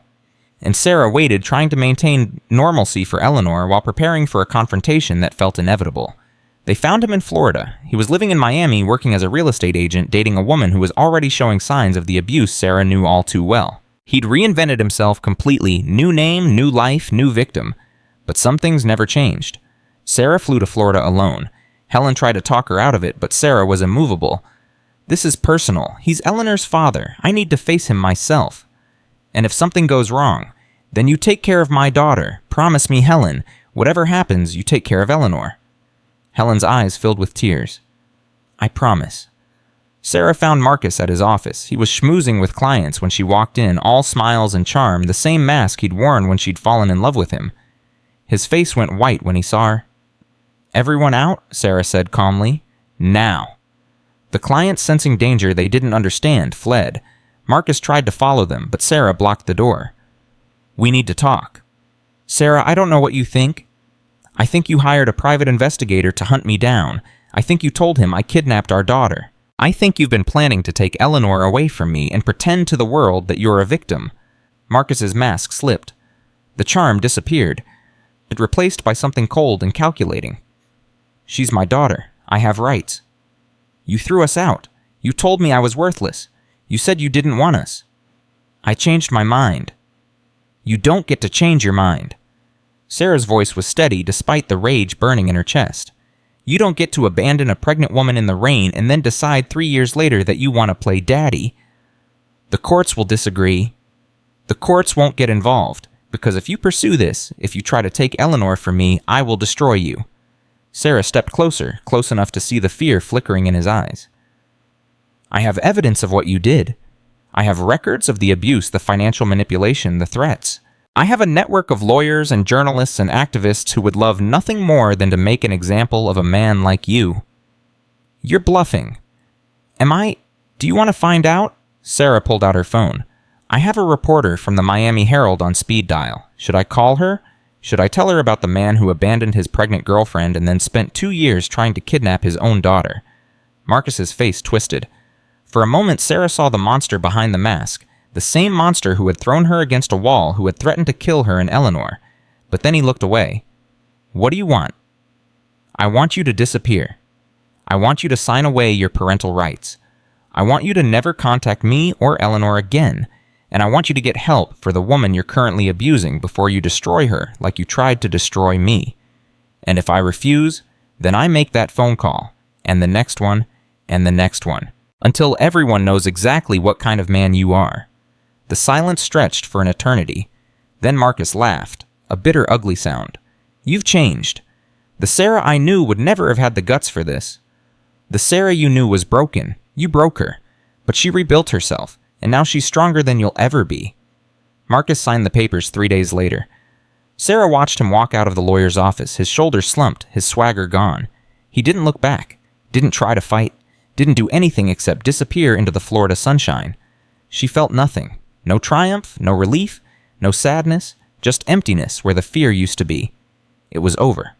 Finally over. She flew home? To her daughter. Eleanor was waiting on the porch when Sarah's car pulled into the clearing. She ran toward her mother with arms outstretched, and Sarah caught her, lifting her high, spinning her around until they were both dizzy. "Mommy's home. Mommy's home, baby. And she's never leaving again." Helen watched from the doorway, tears streaming down her weathered face. Behind her, the wall of photographs stretched toward the ceiling, hundreds of women who had found safety in this place. And at the center of the wall, in a frame Sarah had placed there while she was in Florida, was a new photograph. A picture of Eleanor, 3 years old, smiling at the camera with her great-grandmother's eyes. The next generation. The future of the Haven Network. That night after Eleanor was asleep and the cabin was quiet, Sarah sat at the kitchen table with her grandmother's journal open in front of her. She'd read it dozens of times, but tonight felt different. Tonight felt like an ending and a beginning all at once. She turned to the last entry, the one her grandmother had written just before she died. "If you're reading this, granddaughter, you've found your way home. You've discovered what I built and what it means. And now you carry it forward." Sarah traced the words with her finger. "I don't know what challenges you'll face. I don't know what enemies you'll encounter. But I know this: you have the strength to overcome them. You have the courage to protect others. And you have the love that makes this work possible." She closed the journal gently. Her grandmother had been right. About all of it. The phone rang. Sarah answered without hesitation. "This is Sarah." "We have a new case." Diana's voice was calm, professional. "A woman in Oregon. Her husband is a state senator. She has 3 children and nowhere to go." Sarah looked toward Eleanor's room where her daughter was sleeping peacefully. Then she looked at the wall of photographs at all the women who had come before. "Tell me everything," she said. "I'll handle it." Because that's what they did? That's who they were. The Haven Network never stopped. The crescent moon never set, and women in danger always had somewhere to run. Always. 10 years had transformed everything. Sarah Mitchell stood at the edge of the clearing where she'd first discovered her grandmother's bunker, watching her daughter teach a group of young women the same survival skills she'd learned growing up in these mountains. Eleanor was 13 now, tall and fierce with her great-grandmother's eyes and a wisdom that seemed impossible for someone so young.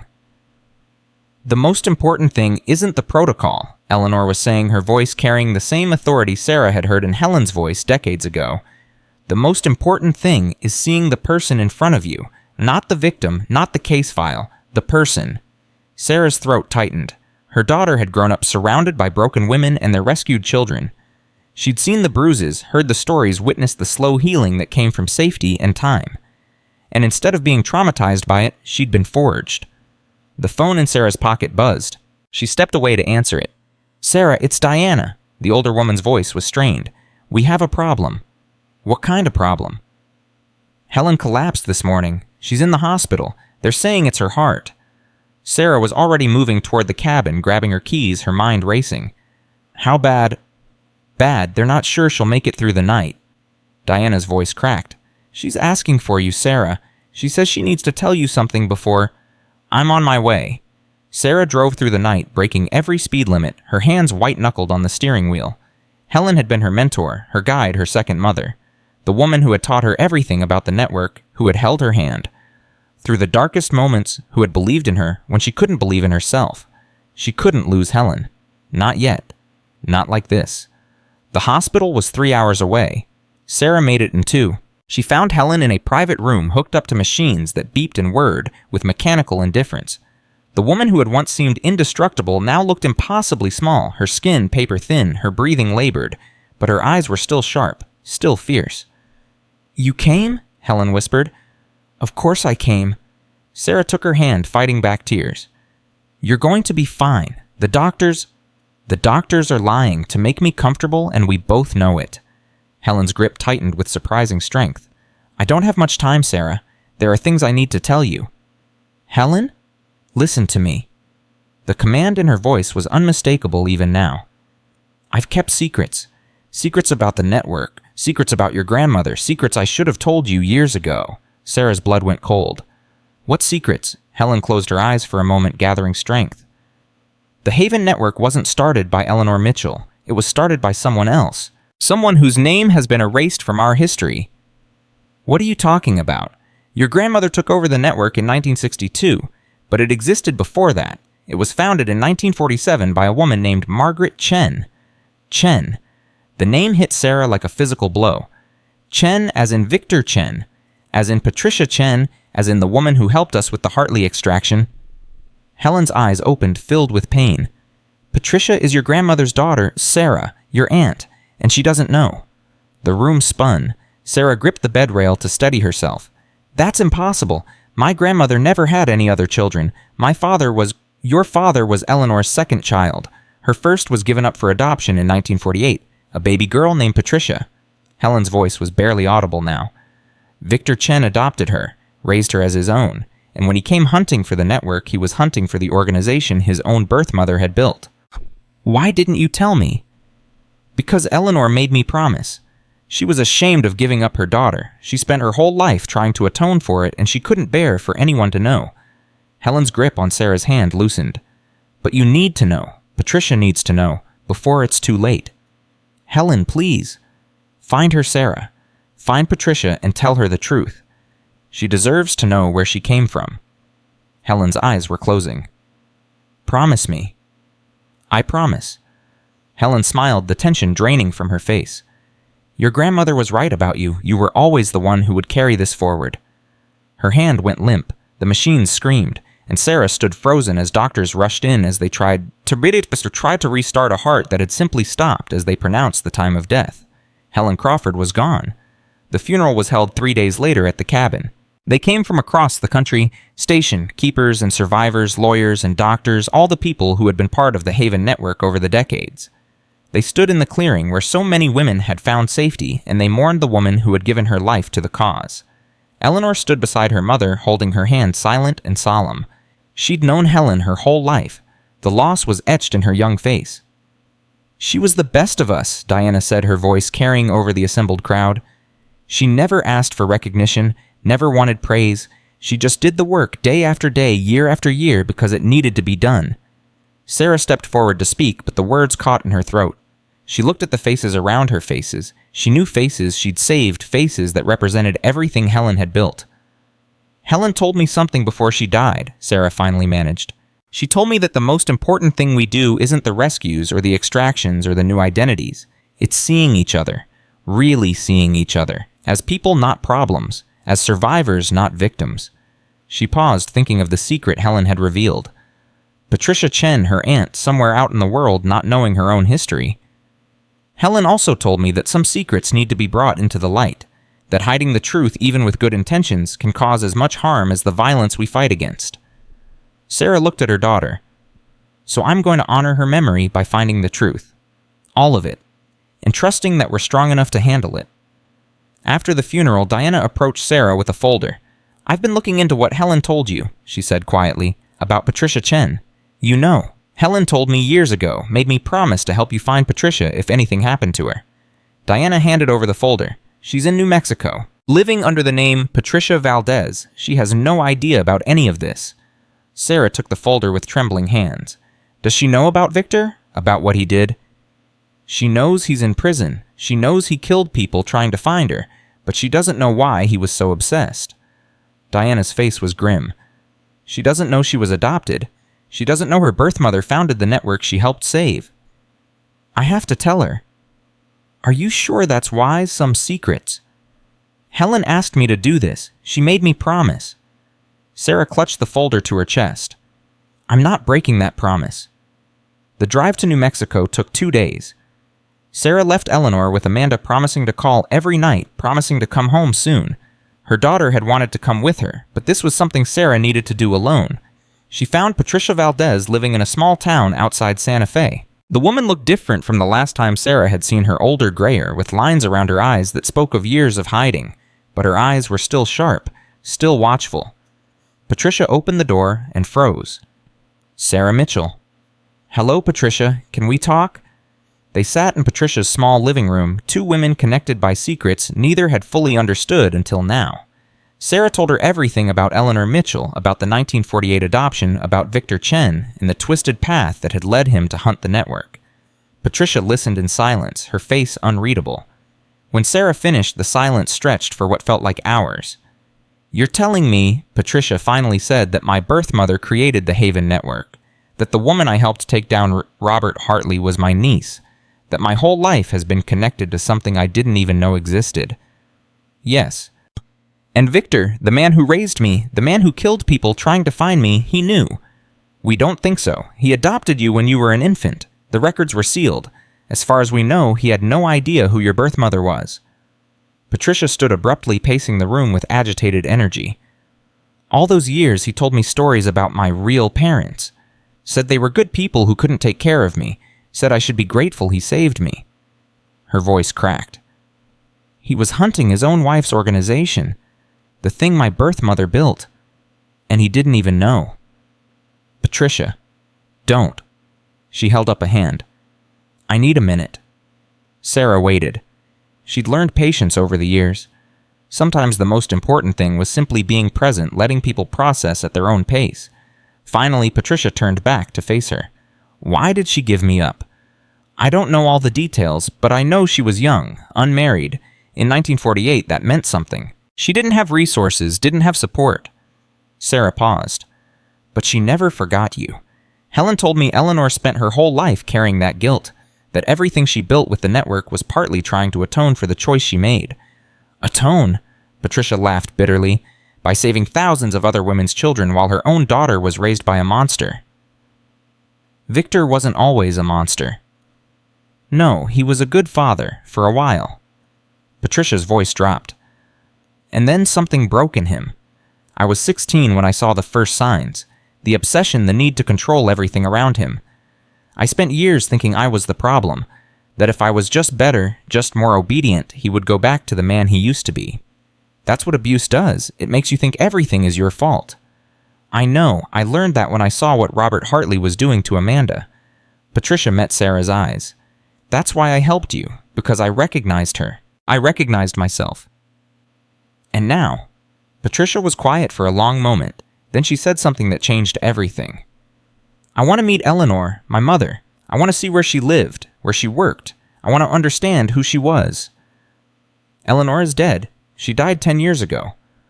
"I know, but she left something behind. The cabin, the bunker, the network." Patricia's voice strengthened. "I want to see it. I want to be part of it." "You already are part of it. You always were." Patricia stepped forward and took Sarah's hands. "Then take me home." They drove back to West Virginia together. The journey took 3 days, and in that time, Sarah learned more about her aunt than she'd known about almost anyone. Patricia told her stories of growing up with Victor, of the slow realization that something was wrong, of the escape she'd made at 22 that had led her to the Hartley case. And Sarah told her about Eleanor. About the grandmother, neither of them had really known the woman who had built an empire of safety from nothing but determination and love. When they finally pulled into the clearing, Eleanor was waiting on the porch. "Mom." She ran toward the car. "You've been gone forever." "I'm sorry, baby, but I brought someone to meet you." Sarah turned to Patricia. "Eleanor, this is Patricia. She's family." Eleanor's eyes widened. "Family? Your great-grandmother had a daughter before your grandfather was born, a daughter she had to give up." Sarah took a breath. "Patricia is that daughter. She's my aunt, and your great-aunt." Eleanor stared at Patricia with the same assessing look Sarah had seen in her grandmother's photographs. Then, without hesitation, she stepped forward and hugged the older woman. "Welcome home," Eleanor said simply. Patricia's composure finally broke. She held the 13-year-old girl and wept, tears streaming down her face, decades of grief and confusion pouring out in a single moment. And Sarah watched, knowing that something had healed. Something that had been broken for 70 years was finally beginning to mend. Patricia stayed at the cabin. At first she said it would only be for a few weeks, then a month, then 3 months. Slowly, without anyone acknowledging it directly, her temporary visit became permanent. She learned the network's protocols. She studied the files in the bunker. She met the women who came through seeking safety, and something in her face changed every time she helped one of them escape. I understand now, she told Sarah one evening as they sat on the porch watching the sunset, why Eleanor did what she did, why she gave her whole life to this. Why? Because when you've been helpless, when you've known what it means to have no one who can save you, you can never walk away from someone else in that position. Patricia's voice was steady. She couldn't save herself when she was young, so she spent 60 years saving everyone else. And Victor? Patricia's jaw tightened. I visited him in prison last month. Sarah's head snapped toward her. You what? I needed to understand. I needed to look him in the eyes and ask him why. Patricia's hands were trembling slightly. Do you know what he said? He said he was trying to protect me. That he saw the network as a threat, as people who stole women from their families. He genuinely believed he was the hero of the story. They always do. Yes, they always do. Patricia turned to face Sarah directly. He's dying. Cancer. The doctors give him 6 months, maybe less. How do you feel about that? I don't know. He was my father. He raised me, loved me in his own broken way, and then he became a monster. Patricia's voice cracked. But he was still my father, and part of me will always love him, even though I hate what he did.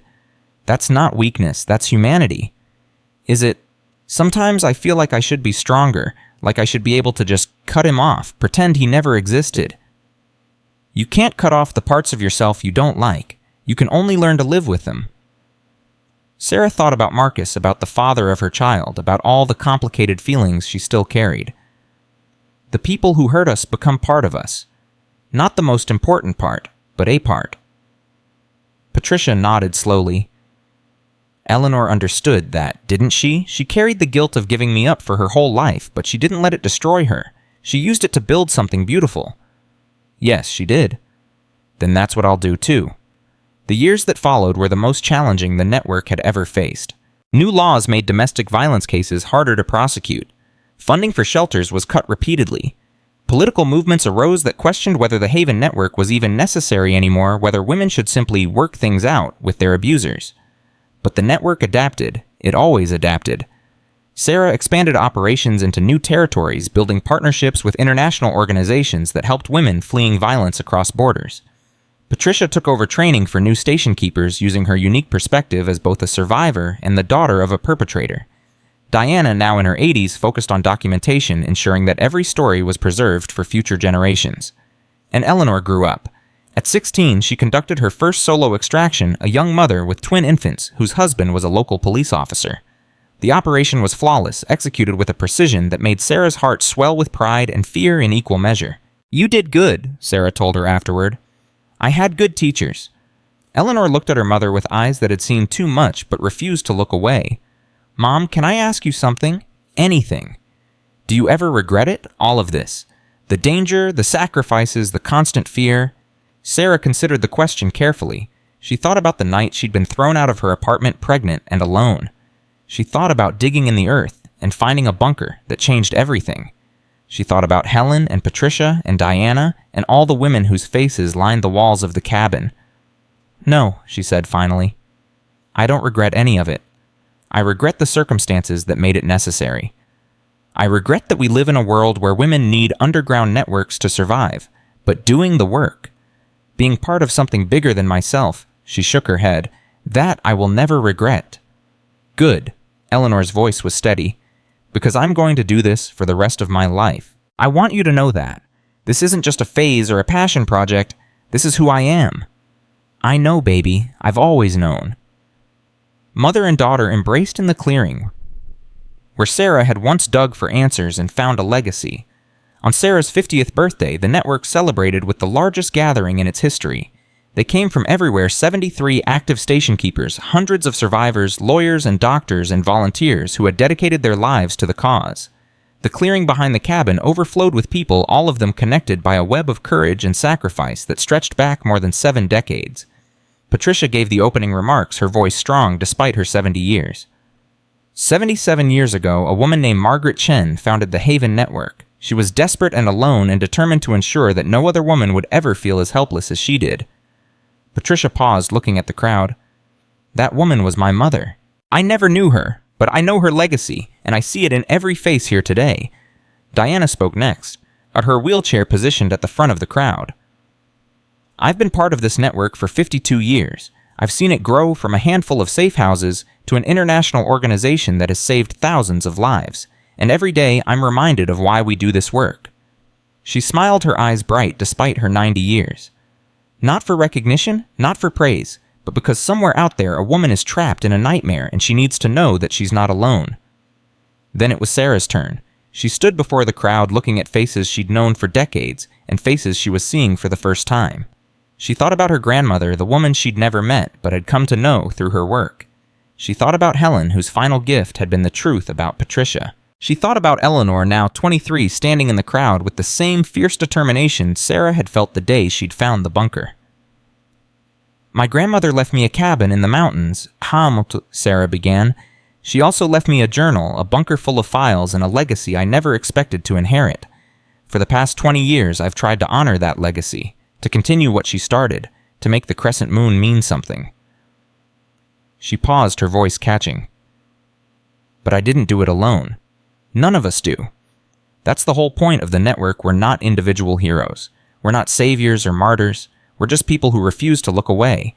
People who believe that every woman deserves safety, dignity, and the chance to build a life free from fear." Sarah looked at Eleanor, standing between Patricia and Diana, 3 generations of the network bound together. "Today, I'm announcing that I'm stepping back from day-to-day operations. My daughter Eleanor will be taking over as the primary coordinator for the Eastern region. Patricia will continue running training and development, and a new generation of station keepers will carry this work forward into the future." A murmur went through the crowd. Sarah raised her hand. "This isn't goodbye. I'm not leaving the network. I'll never leave the network. But it's time for new voices, new ideas, new energy. The Haven Network has survived for 77 years because it's not about any one person. It's about all of us, together." The applause started slowly and built until it echoed off the mountains, and Sarah stood in the clearing where she'd first dug her shovel into the earth, feeling something she hadn't felt in decades: peace. That night, after the crowd had dispersed and the cabin had grown quiet, Sarah sat on the porch with Eleanor. The crescent moon hung over the mountains, bright and steady. "Mom," Eleanor's voice was soft. "Are you okay?" "I'm better than okay, baby. I'm exactly where I'm supposed to be. You know I'm going to change things, right? I have ideas, new technologies, new partnerships, ways to reach women who would never know to look for us." "I know," Sarah smiled. "That's why I'm stepping back, because the network doesn't need me anymore. It needs you. It will always need you. No, it will always remember me. There's a difference." Sarah took her daughter's hand. "Your great-grandmother built this. I expanded it. Patricia healed it. And now you'll transform it into something none of us could have imagined. What if I fail? Then you'll learn, and you'll try again." Sarah thought about her own journey, the failures, the near misses, the moments when everything had seemed impossible. "Failure isn't the end, Eleanor. Giving up is the end. As long as you keep trying, you haven't failed." Eleanor leaned her head against her mother's shoulder. "Tell me about the night you found the bunker." Again. I never get tired of that story." So Sarah told her. About Marcus throwing her out, about the gas station attendant who gave her $20 and directions to hope, about driving through the night to a cabin she'd never seen left by a grandmother she'd never known, about digging in the earth and finding a hatch that changed everything. "Your grandmother left me a letter," Sarah said. "I found it in the bunker years after I started running the network. It was addressed to whoever continues this work. She wrote it knowing she would die, knowing someone else would have to carry on." "What did it say?" "She said that the Haven Network isn't about any one person. It's about the belief that no woman should ever have to face darkness alone. That when the world fails us, when laws and systems and families fail us, we have each other." Sarah pulled the letter from her pocket. She'd carried it with her for 20 years, the paper now soft and worn. She also said something that I want to give to you, a piece of wisdom she learned over 60 years of this work. "What is it?" Sarah unfolded the letter and read the final lines aloud. "The crescent moon rises and sets. Seasons change. Generations pass. But the light never fully dies.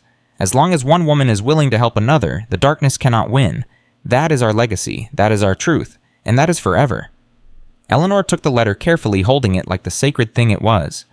"I'll keep this safe." "No," Sarah shook her head. "You'll keep it close.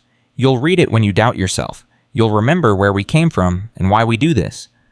And someday, when you're ready to step back, you'll pass it on to whoever comes next. How will I know when I'm ready?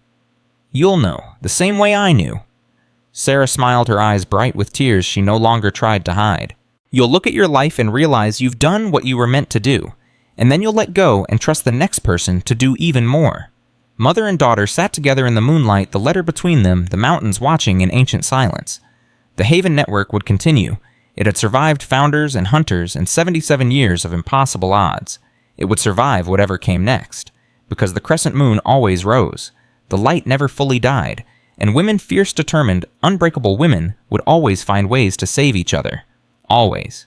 20 years later, Eleanor Mitchell stood in a congressional hearing room, testifying before the Senate Judiciary Committee. She was 43 years old now, with gray at her temples and lines around her eyes that spoke of decades of midnight phone calls and emergency extractions. But her voice was strong, her posture straight, her mother's fire burning in every word. The Haven Network, she said, is not a criminal organization. It is not a vigilante group. It is a network of ordinary citizens who do what the system cannot or will not do, protect women and children from violence. Ms. Mitchell, the committee chairman interrupted, you're asking us to legitimize an organization that has operated outside the law for nearly a century. I'm asking you to recognize that when the law fails people, they have to find other ways to survive. Eleanor's eyes swept the room. I'm asking you to partner with us instead of prosecuting us.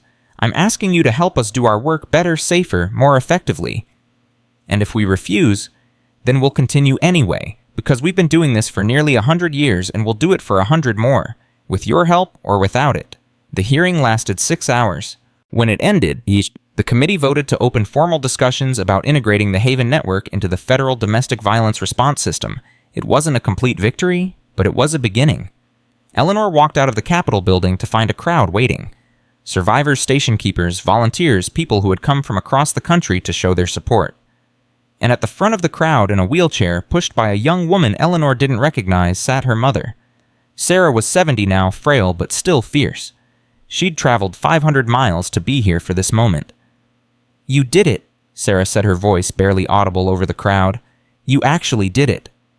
We did it, all of us. Eleanor knelt beside her mother's wheelchair. You started this, Mom. Everything I've done is built on what you built. No, Sarah shook her head firmly. Your grandmother started this. I continued it. You're transforming it. She reached up and touched Eleanor's face. And someday you'll pass it on to whoever comes next. That's how it works. That's how it's always worked. The crescent moon never sets. The crescent moon never sets, Sarah agreed. Around them the crowd cheered. Cameras flashed. History was being made. But for Sarah and Eleanor, this moment was something simpler, something more profound. It was a mother and daughter standing together at the end of a long journey. It was a legacy passed from generation to generation. It was proof that one woman, desperate and alone, digging in the earth behind a cabin in the mountains, could change the world. That night in her hotel room in Washington, Sarah wrote her final letter. Not to Eleanor, she'd said everything she needed to say to her daughter. This letter was for someone else. Someone who would read it years from now when Sarah was gone and Eleanor was old and the Haven Network had transformed into something none of them could imagine. To whoever continues this work, she wrote, the pen steady in her hand despite her age. If you're reading this, you found your way to the Haven Network. Maybe you stumbled onto it by accident.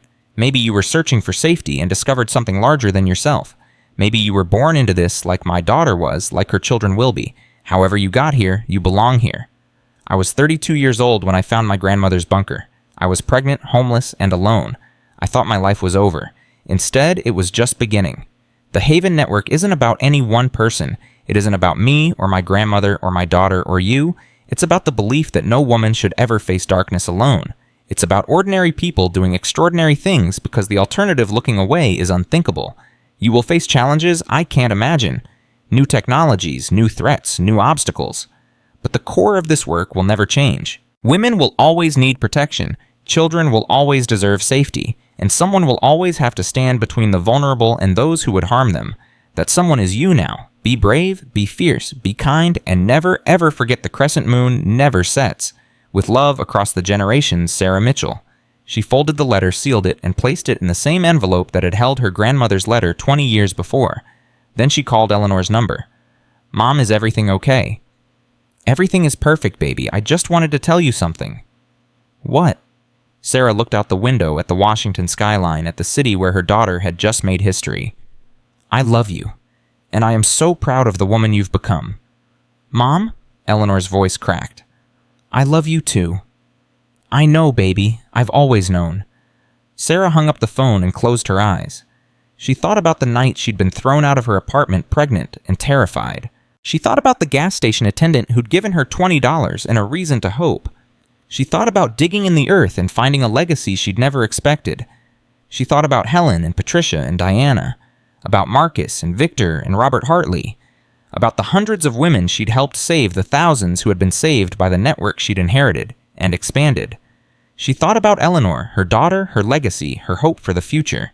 And then Sarah Mitchell, who had once been homeless and alone and certain her life was over, smiled and let herself rest. Because the work would continue, the crescent moon would rise, and somewhere in a cabin in the West Virginia mountains, the next generation was already preparing to carry the torch forward.